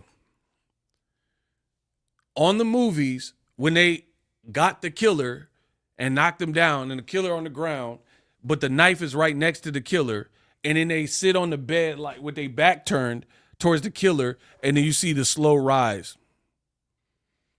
And it, unbeknownst to the victim, the killer's back up and back active, and he done picked up the knife because you didn't like run down the stairs or you didn't finish the job. That's the Haneys. They're resurrecting something that could have been over with their damage control and narratives. Every time Devin Haney goes through something, Bill Haney, here Bill Haney come trying to make it right. You can't control the internet, bro. The internet is going to internet, whether you like it or not. You just got to deal with that chapter. Like, if I get a fight prediction wrong, which happens, but it don't always happen, people are going to be like, oh, you suck, your channel up. It's the internet. Bill Haney think he going to put a cape on and save Devin's brand, and you don't want to operate from that desperation, bro. Never operate from a desperate positioning. It's like grocery shopping when you're hungry. The worst thing you could do. Everything is going to look good in the grocery store if your stomach is rumbling and your ribs is touching. Devin is a celebrity. He's in the limelight. People are going to say what they want, whether you like it or not. Young Thug tape and all that, they're going to talk. You fought somebody at Carnival and didn't drop him. Facts. I said it because it's the truth. And it's funny because you have Haneyac content creators. They also, just like Bill Haney, they think they're going to save Devin Haney. But I told you, there's one way to save Devin Haney, and it's not anything outside of the ring. He's going to have to get in there with a couple credible guys that people would like to see him fight and show the Devin Haney of old. Anything less is uncivilized. You can't talk your way out of this. You can't, oh, Devin's back. Bro, you could post all the shirtless videos and muscle pictures, the D'Angelo. How does it? Mm-hmm. All the naked D'Angelo videos and shirtless, greased up pictures of him training, hitting heavy bags with Freddie Roach, and none of that matters at this point. What does matter, I'm telling you how this works from somebody who's been in the business for a minute. How this works, you really need to rematch Ryan Garcia. Let's start there. Because you're saying the only reason you looked suspect versus Ryan was Osterine. But that makes it a highly volatile situation because Ryan, when he was active, beat breaks off of you, right? So this becomes a dire situation, really a do or die situation for the Haneys. Because if Ryan passes all of his drug tests and then the outcome is still the same or looks worse or anything, then Devin's toast. So the only option he would have is for Ryan to fail a test again or to beat Ryan in a rematch for his stock to rise from that situation.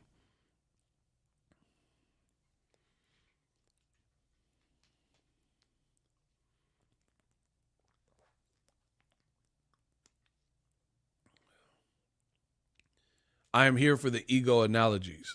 Oh, I got those all day. Listen, I'm often imitated but never duplicated. I set all the trends. The bravado, my charisma, intro, outro, how I structure my videos, how I do thumbnails, wearing glasses, wearing beanies and hat. I started all the trends. I've been doing this since I came in, wearing hats, wearing beanies. Other people was dressing up, wearing ties and all that. Your boy came in comfy. I'm like, whatever. Let me put the little scully on, feel me? Let me put the glasses on. Now everybody want to be like Mike Lowry. It's the way it goes.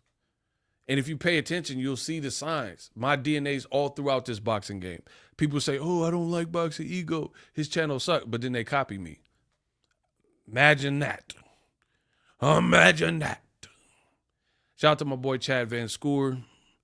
Dang, didn't get a notification. Was good. Big Ego, best in the business. Salute. Ego's Army. Smash the like button. Absolutely. Ryan Garcia hates you, Boxingego, because you're black. Okay, block him. That was so random. You can always tell when it's some BS because it'd be all caps. And they thought they was cooking. Ryan hates you, Ego, because you're black. Like, why are you yelling, bro? Hey, get him out of here. Hey, come on. Oh, shout out to Chad Van Scoor. Yeah, get him out of here. You just come in with cap locks. Ryan don't like you. No. Anyway, when they hate, donate. Cap, you really corny in real life, son. Block him too. Who next? All right, who next? 70125. What's that? What's that? An inmate number? What is that? Block him. When they hate, donate. Okay, shout out to Kamal Oz. We got some more. Yeah. Devin was dancing like Carlton Bank. I'm so done. After getting his O back was a terrible look. Bro, he danced like a white woman, middle-aged white woman named Sharon. And then you sue Ryan Garcia like a Karen. That's a bar. Hold on.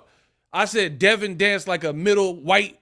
Bro, oh my God. I said Devin dances like a middle-aged white woman named Sharon. Then you're suing Ryan Garcia like a Karen. That's a bar. Then the Ann Steele birthday celebration was cringe. All the lot. Man, that was terrible. That was terrible. You celebrating Ryan looked like your jaw was messed up.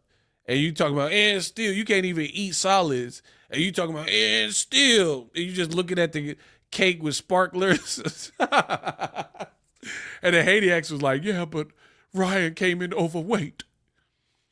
Oh, Joaquin Arizola, $5. When they hate, donate. Absolutely. They going to keep hating. We going to keep getting this money. We going to keep spitting the real facts. Shout out to Kamal. That looked pathetic. You're saying, hold on, Kamal, correct me if I'm wrong. You had the cake video with the Ann Steele dressed like the Unabomber with glasses and a hoodie on. And they're like, Ann Steele, then you gave up your belt instead of fighting Sandor Martin. Bro, look at how dumb the team has moved after the Ryan Garcia fight. You allowed that tape to leak some kind of way. I don't know who posted it first. The Ann Steele tape, meaning Ann Steele a champion, And then you wrote to the WBC to become a champion of recess instead of fighting your known mandatory, Sandor Martin, which I think would have been a good fight for him, all things considered. That's a good comeback fight for you. Top Rank won the purse bid. So why did you do this and still bullshit?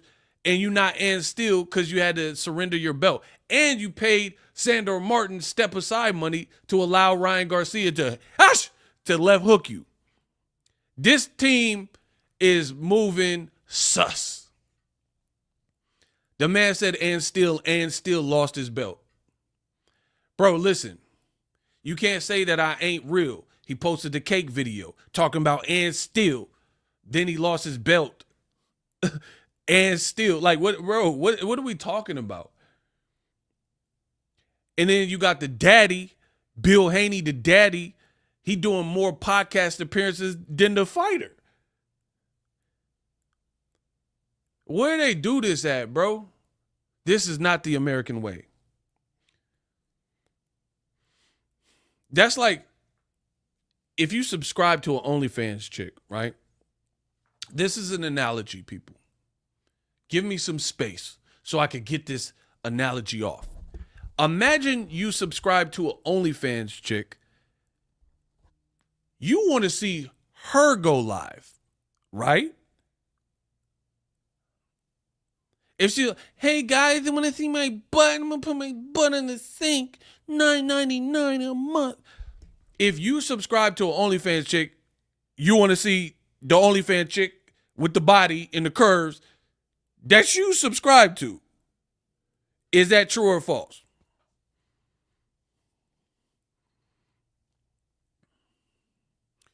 Is it true that if you were to subscribe to an OnlyFans chick, you want to see that chick on the channel?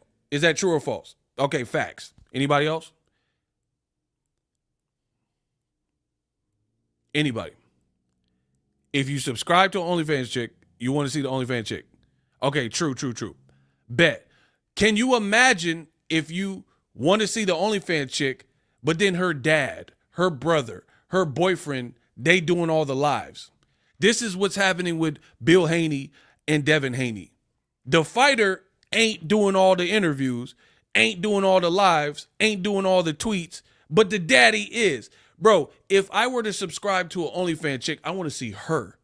Devin is the fighter. Let's see what he talking about. The daddy all in the video, Diddy style, he all in the video doing more than the son. And then your son about to have a son, and you're talking for him, and he 26. Honey, I Shrunk the Devin looking at. Bro, when does a man get his own voice? Devin ain't got no voice. He Ariel from The Little Mermaid. Remember when Ursula reached down her throat and Ariel was like,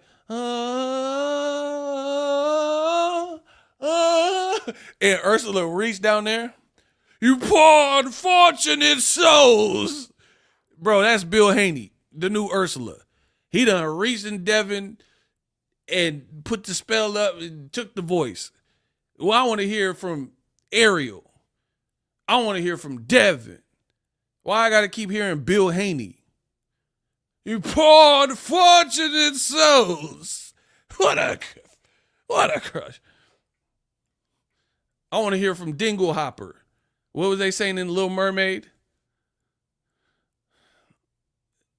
We got to hear from the daddy. Like his son ain't of age. And he talking about it's the best year ever. All right. Your son just had a kid and then you speaking for him. All right. That's like on my YouTube channel. Imagine if my pops was doing all the videos. Bro, like you come to see me, pause, but you come to see, you come to see the boy Ego. And then my dad is on here like, oh, yeah, don't worry about Ego. I got my own flavor. Oh my goodness, bro. You got a team where the kid can't speak for himself. And then Bill be talking about, y'all just trying to emasculate my son. Nah, you doing a pretty good job of that yourself by not letting the kids speak. It don't got nothing to do with oh, but you're content creators. You're playing with my emotion. Bro, you are taking away your son's spotlight. You are taking away your son's voice. That's about as emasculating as it gets when it comes to a man. In the words of Major Winifred Payne, remember he was like, if you would pop your titty out the boy's mouth and let him grow. And she was like, excuse me?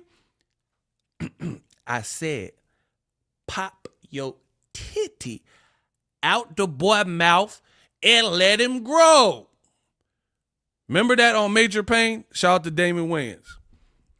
Pop your titty out the boy. 1, don't you feel dumb?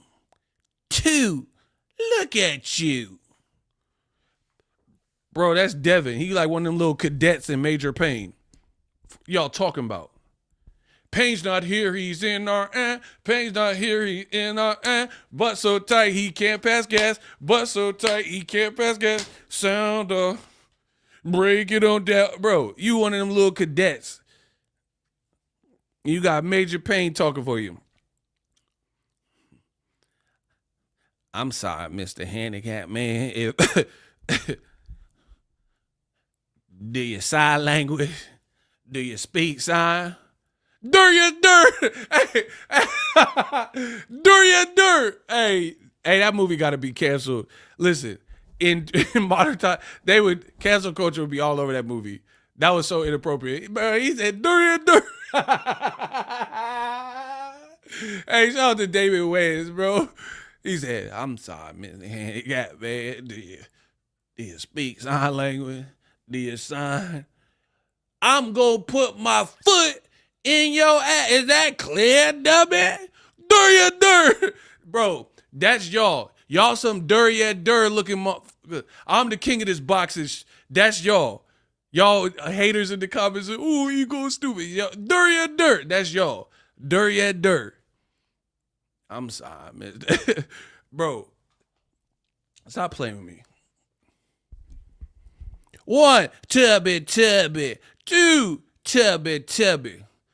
You know, you remind me of the Pillsbury Doughboy. If I poke you in the stomach, will it make you go, bro, y'all some Pillsbury Doughboy. Y'all soft. Stop playing with me. You got Bill Haney speaking for the 26-year-old son. Like, I'm not even trying to be rude. I don't even know Tank Daddy. Like, who? I don't know, because he don't speak. Tank speak for himself. When have you seen Tank Daddy coming in the picture?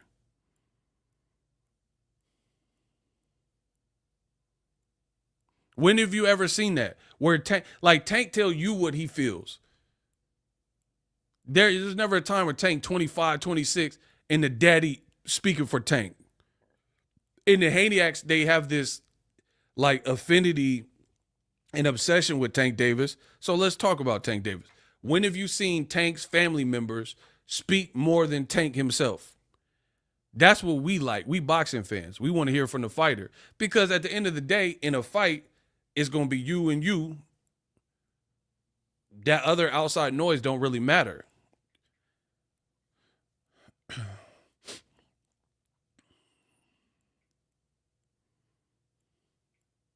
Hey, shout out to Kamal Oz. He know the movie. Let's go.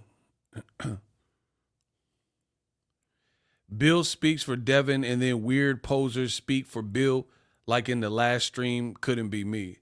Bro, it couldn't be no one that's a man above the age of 21. You don't have your own thoughts. You don't have your own direction. So good. Say I'm lying. Say I don't know what I'm talking about. Continue to let Bill Haney domineer his son's career. Best of luck to you. I know what I'm saying is true. If you don't believe it, go look in the comment section. Go look at any Devin Haney post on World Star and these big, platforms, No Jumper and all that. Look what they're saying about Devin. You're like, come on, Ego, you're hating. Okay, go to No Jumper. Go to World Star. We gonna see. And I told y'all, If what I was saying wasn't true, why has Devin not announced his fight? Bill Haney, like, we got big news, grand announcement. If you have a big announcement, you don't have to announce the announcement. What part of the game is that? If a new restaurant in your city wants to open up, guess what? They just pop up. They start putting stoves and fridges and the ingredients and tables. They just set up shop. You don't have to announce an announcement. But that's what the Haneys are doing. Oh, we got so many options. We got big options, all the options. Oh, we got everybody wants to fight us.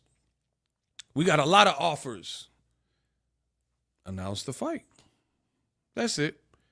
Not a bunch of tweets, not talk, oh, you're content creators. And I would have got away with it if it weren't for you mangy content creators. None of that. Announce the fight. Prove Boxingego wrong. You got all the options in the world. Amazing. Announce Devin's next fight. Pronto. But instead, you got to hear from the peanut gallery, the Haneyacs, Bill, with no announcements. That's all we want.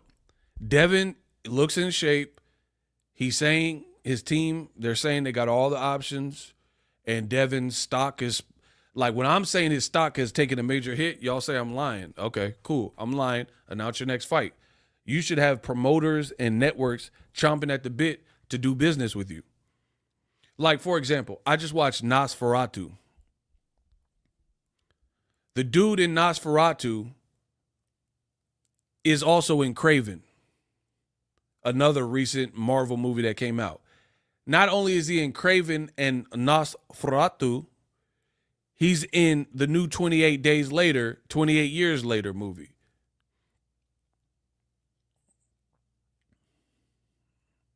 Right? So I know some people are asking, why are you bringing up this actor that's in 3 movies? Because when you're popping, you're popping. And just like in movies, you start seeing a certain actor or actress turn up in a bunch of projects. That's how you know they hot and they popping.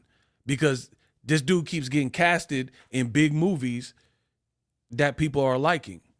So if Devin has these plentiful options, so many options, you should announce his fight. They're like, oh, no, we got so many options, but we ain't going to tell you. Announce it. Even if it's at March, April, you should be able to announce it. But that's not what's happening. They just keep telling you they got an announcement. So I don't believe it. The Haneys have not operated from no code of ethics or morals or been reliable with their sourcing and information. So I'm not believing none of them. You guys can do whatever you want. 2025, you're going to see. Uncle Rick, Ego, I heard you ran into Mike Tyson. What did he say about the Devin situation? Yeah, I ran into Devin. I know Devin since he was a kid. It's like Custom Model said, once you taste canvas, you're going to keep tasting canvas. Bro, that's what Mike Tyson said. What y'all talking about, bro?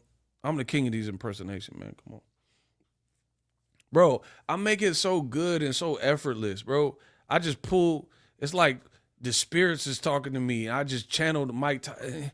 Devin Haney, letting his daddy do all the talking.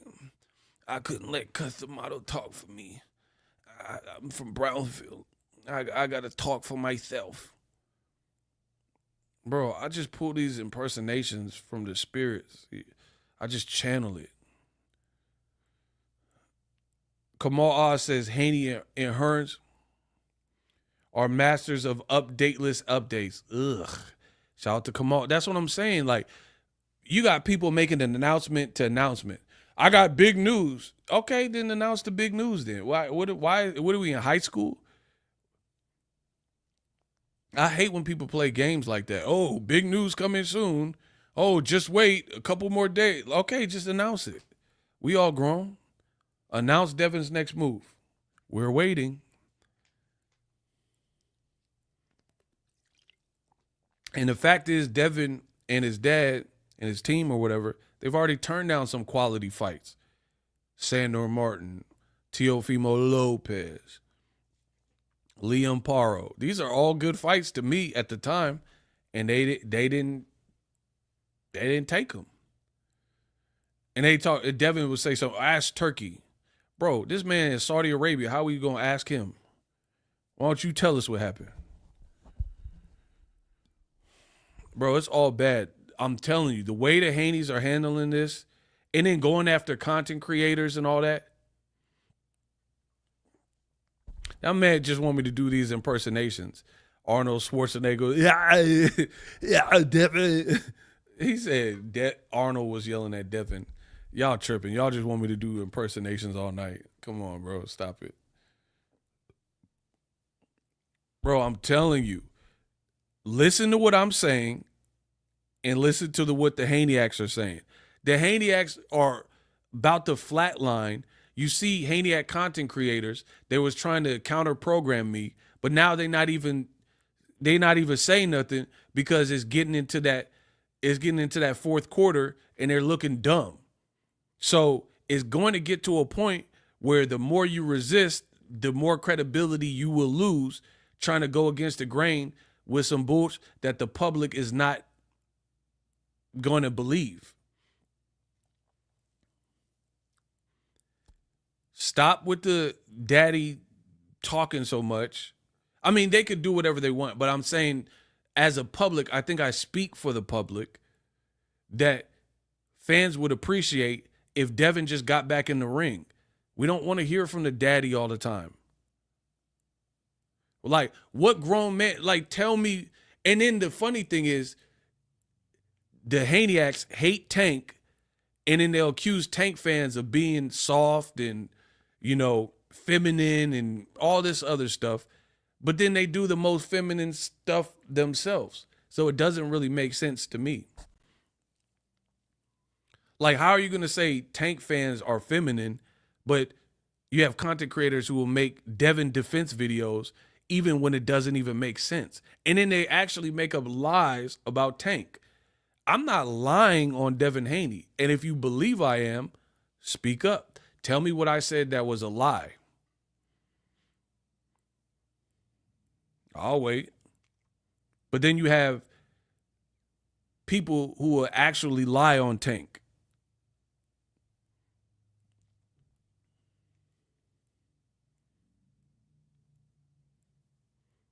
I'm telling you what it is.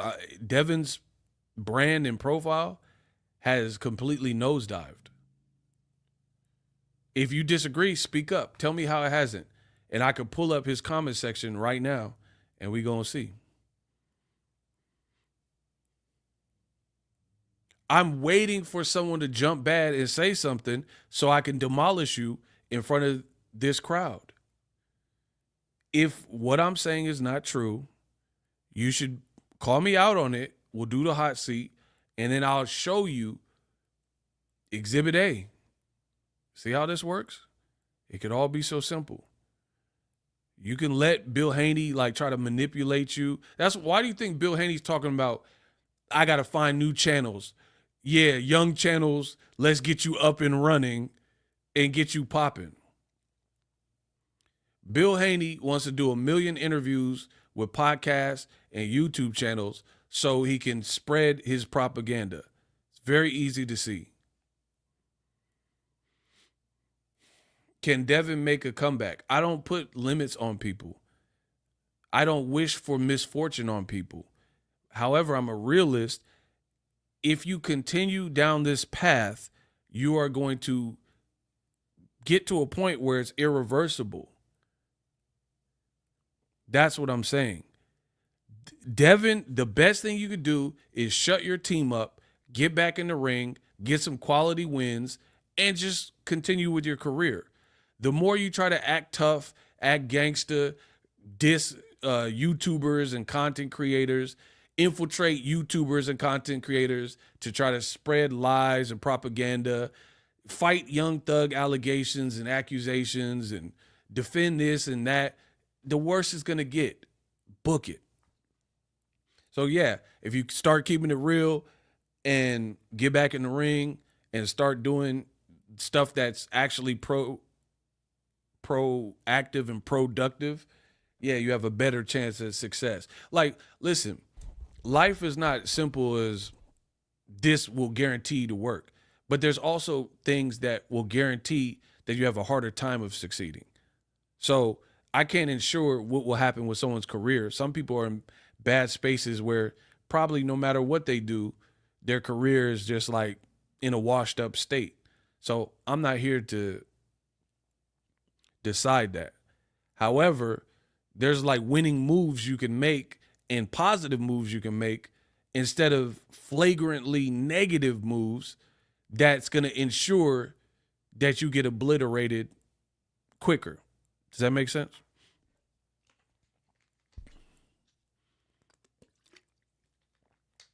Did Haney win the money from Golden Boy? It hasn't been decided. They haven't went to court for it yet. However, in my opinion, I'm not a lawyer, that's an uphill battle. Explain this to me. And I still got to do the lawsuit video part 2. I just been busy with the holidays. But just hear me out. That's a good question from Blade. And I need y'all to get the lights up.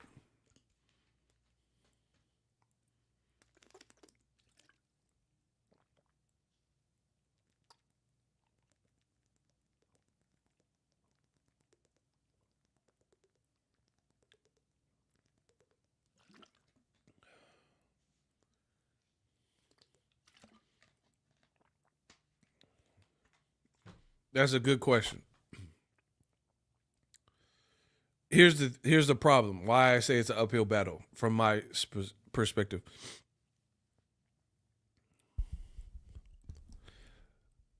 What day did Devin Haney and Ryan Garcia fight? Somebody tell me the date. It slipped my mind. I'm going to tell you the problem with that in the court of law. Somebody tell me the date Ryan Garcia and Devin Haney fought.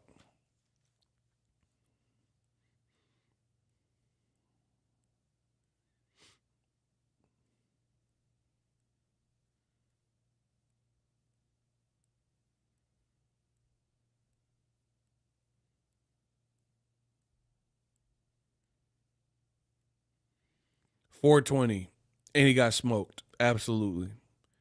So that's without a shadow of a doubt, we all agree they fought April 20th, .420. Meaning every contract, even an amended one, that pertained to that fight would have been done .420 or before. Right? Follow me. So what I'm saying to you is you draw up a contract, fighters sign it. Ryan missed weight, for example, so they had to amend the contract. That was done the day before, .419. So the latest point where there would be probably things that were appended or amended in that contract would have probably been the date of the fight, .420, because then you fight. You want to have everything set in stone before you step in the ring, good business practice, and your contract signed and drawn up. You don't want to wait till the outcome of a fight and say, oh, sign right here. So .420, the day of the fight, is perhaps the latest date where adjustments, amendments, appending would have been done on the contract. The Haneys are requesting money that wasn't even given to Golden Boy until after that date. Because weeks later, it was decided that Ryan had an adverse test, failed the VADA test with Ostarine.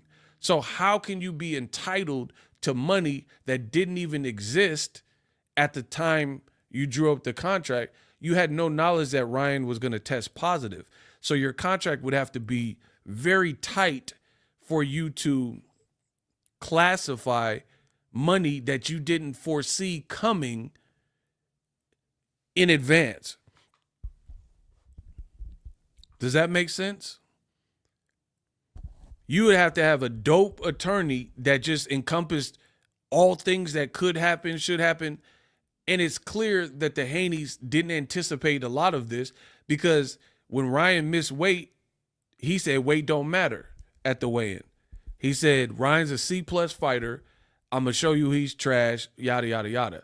So the Haneys showed that they were inept in the business side of things, not as good as they thought, because they would have had a rematch clause. They would have put Ryan on a rehydration clause, and they would have had other contractual safeguards that protected them as a team. They probably would have pushed for the Arnold Barbosa fight. So their errors that they made, they say it's the Devin Haney era, ERA. It was the Devin Haney error, ERROR. You made a lot of mistakes. So, yeah, it's the Devin Haney error. You made a lot of mistakes in there, and now you're paying the piper. So if you made all these mistakes with the Devin Haney error, right, why would I believe that you would have protected yourself with monies that weren't even available until weeks later when Ryan had to forfeit his purse? Because not even weeks, it was like months, because we had to wait for the B sample, and then the commission had to like run an investigation. WBC ran an investigation, and then finally the commission came out and said, we're suspending Ryan, and then they outlined what was happening with Ryan's career. So this was like several months later. How do you think you're going to go into the court because you have something that says net revenue? And I know some people are like, dang, Ego's kind of good. How does he know so much about the contract? Because I told you I read the lawsuit. You have weak, foolish, infidel content creators who try to opine and speak on the lawsuits, and they never read the lawsuit. I took the time to read these long, wet, like legal documents, and I've obtained them. So now I know what it includes. You got people who do a YouTube video, be like, oh, the lawsuit, Devin gonna win. Huh.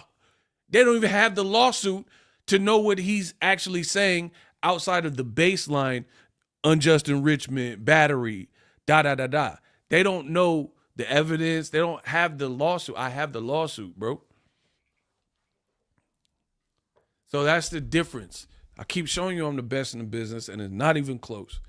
So I have the lawsuit. I have the document. I have the paperwork. So again, the thing you had is a percentage of net revenue, but in the actual documentation, it doesn't even illustrate what this net revenue actually encompasses. So in the court of law, how can you define something that wasn't defined in the initial contracts and say Ryan had to forfeit his purse, so we need some of that money, 45% or whatever it is of that, and we want to include that as being net revenue? At the time you drafted the contracts, no one knew Ryan was failing a drug test. So you want money that didn't even exist. And then now you're going to have to prove in the court of law that is your money, or you're entitled to some of that money. That's an uphill battle to me.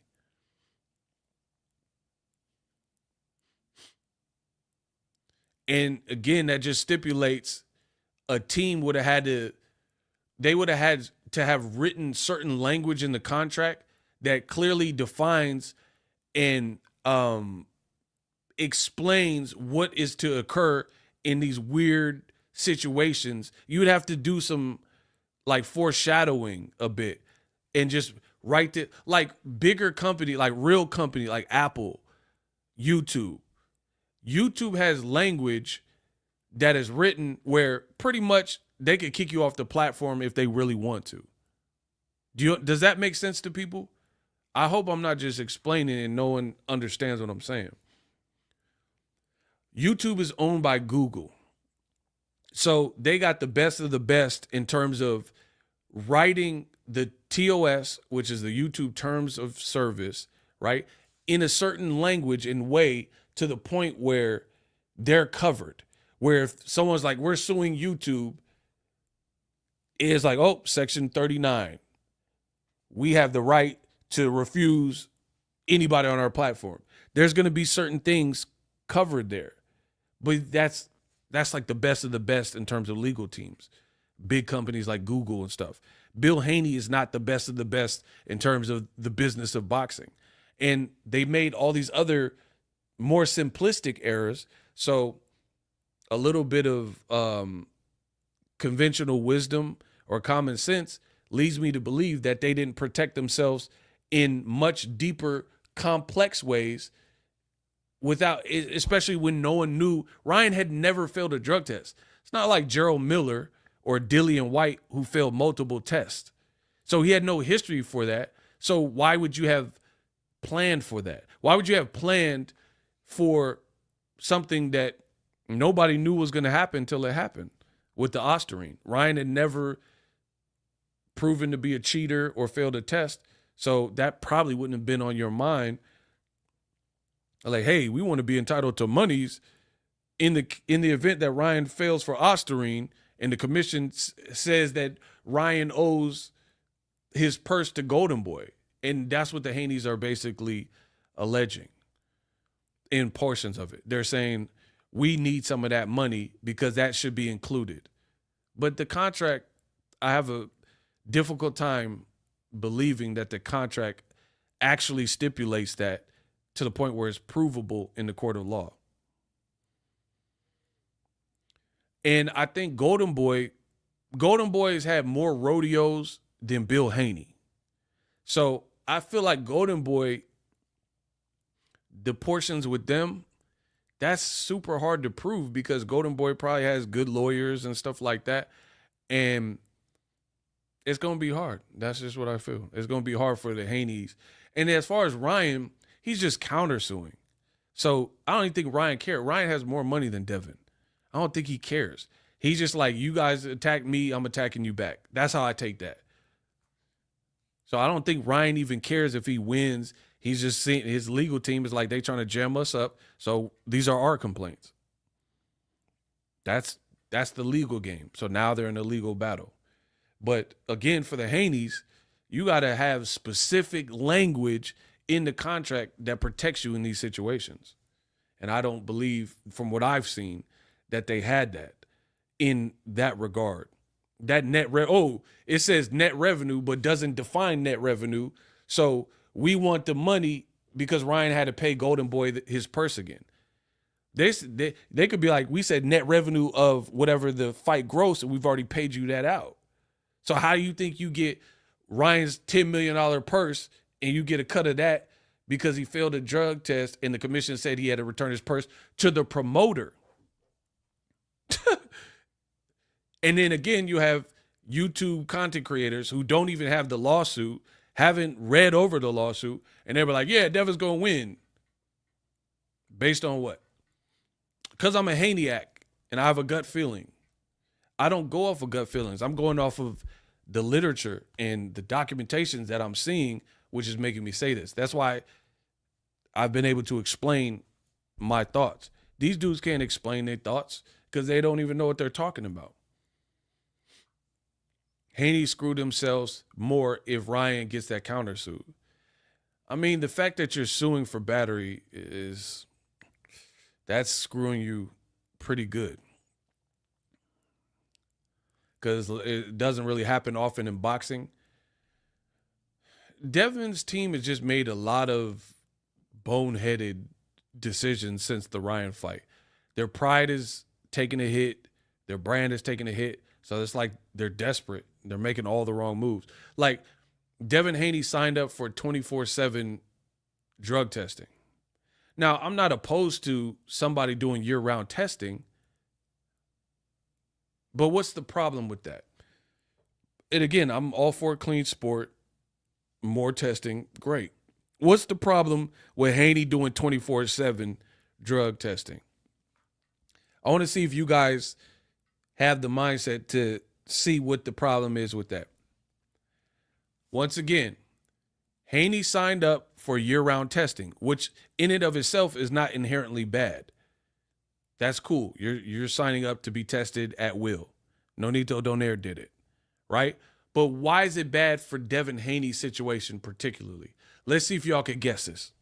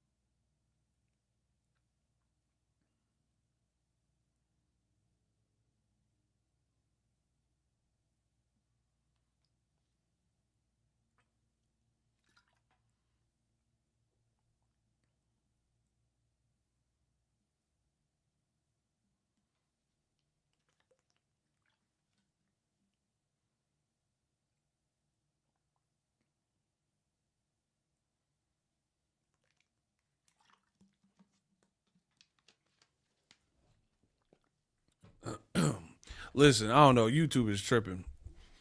I don't know what's up with the comment section, if there's a crazy lag, but I'll tell you, and then I'm out. The problem with Devin Haney signing up for year-round drug testing, again, it's not the year-round drug testing that's a problem. The problem is you didn't fail a drug test, so why are you signing up for year-round drug testing? Like, what does that prove? Hear me out. What does that prove when you weren't the one that failed and you've never failed a drug test? So these are more Haneyac antics and tactics. Devin thinks because he's signing up for year-round drug testing that it's changing the game and making, but the problem is the rest of the world of boxing probably is not going to sign up for year-round testing. Now, it's not even that every fighter is juicing. There are people that obviously cheat, but the thing is, it's intrusive and you have to pay for it, right? So you have to, like, you got kids and stuff. You have your school play for your kids. You have to step outside and do a VADA test. You have to, that's what it entails because it's randomized. They can't let you know when they're coming and make it accommodating because then people can circumvent the cheating by tapering off or masking agents, blah, blah, blah. So again, what does this really prove? Devin is doing year-round testing. Good on him. You're not the role model. Like, you're not the trendsetter right now. Your profile has taken a major hit, bro. It's taking a major hit, so nobody's like really checking for, oh, what would Devin Haney do at this moment? So I highly doubt that you're going to be able to get the whole world of boxing to be on board. So you're going to do this for a year, and then what? Nobody else is doing it, though. You think Canelo's going to do it because Devin Haney did? Honestly, is Canelo Alvarez going to be like, hey, Devin Haney signed up for VADA year-round, so I'm going to do it. So, again, I don't really see what this proves unless you can get everybody on board in boxing to do it. It just shows you're clean, but Devin never failed a drug test, so that's not really the conversation being had. People are saying you can't defend a left hook. People are saying your daddy's messing up your career. So this is just antics to me. And to be honest, it's a Haneyac tactic. That's all I can say. Is you think because Devin, who never failed a drug test, is signed up for year-round, that pressures Ryan Garcia to do it. That's what I think they're doing. That's what I think they're attempting by doing this. So when they don't rematch Ryan, they'll be like, oh, it's because he's scared to do year-round testing like us. Yeah. It's like all the wrong moves, bro. Kamal said, didn't Bill Haney put Ryan on a 72-hour time limit deadline to enroll in VADA, even though he was suspended? Laughing. It was not 72 hours. It was 48 hours. That's what I'm saying. I know some people are going to not understand this, but these are desperation moves from the Haney. First of all, you said, Ryan, listen to us. While suspended, you have 48 hours to sign up for drug testing. If you don't sign up to VADA, like we say, no rematch. Ryan didn't listen. 48 hours elapsed. And guess what? Now they're going to push for like, hey, we want to fight Ryan. They just said it in a recent interview Bill Haney did with Fight Hub. We want the rematch. I thought you just said he didn't do it by 48 hours, so there's no rematch. So it's just a lot of posturing from the Haneys. And now this stunt with the 24/7 drug testing.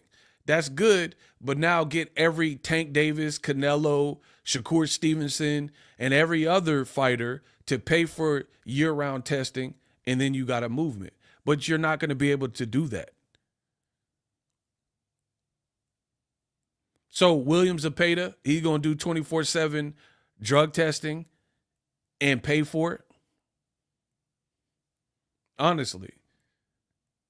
Tevin Farmer, Williams, and Pay, like you have to get the whole game to do it. So it really proves nothing that the guy that never failed a test is on year-round testing. So to me, it's just antic because now it's going to be like, hey, we signed up for clean boxing year-round. If Ryan doesn't, that's because he's cheating. I'm telling you how it happens before it happens. That's the narrative that they're going to go with. The moves are so telegraphed. But the reality is, people don't want to pay for year-round testing that's expensive, shout out to Kamal Oz, and intrusive, especially if you know you ain't cheating. You know what I'm saying? So that's like they got to make the test cheaper or something. You know what I mean? But again, it's hard to do that because there's so many banned substances. They got to test for a whole lot of things, which takes resources. So we haven't quite figured that out in boxing. But that is the new narrative that Haneyacs are going to push. They're going to say, look, Devin's a model citizen. Bro, they sound like Crime Stoppers. Ever since his Ryan fight, the Haney sound like Crime Stoppers. Lawsuits, telling on people. Bill Haney put out the the Ryan Garcia expose of Ryan Garcia's breaking the law or whatever. Now you doing this. It's a lot of posturing, people. Anyway, that's my time. Holla at me. I got a lot more in 2025. When it happens, just give me my credit. That's all I'm going to say.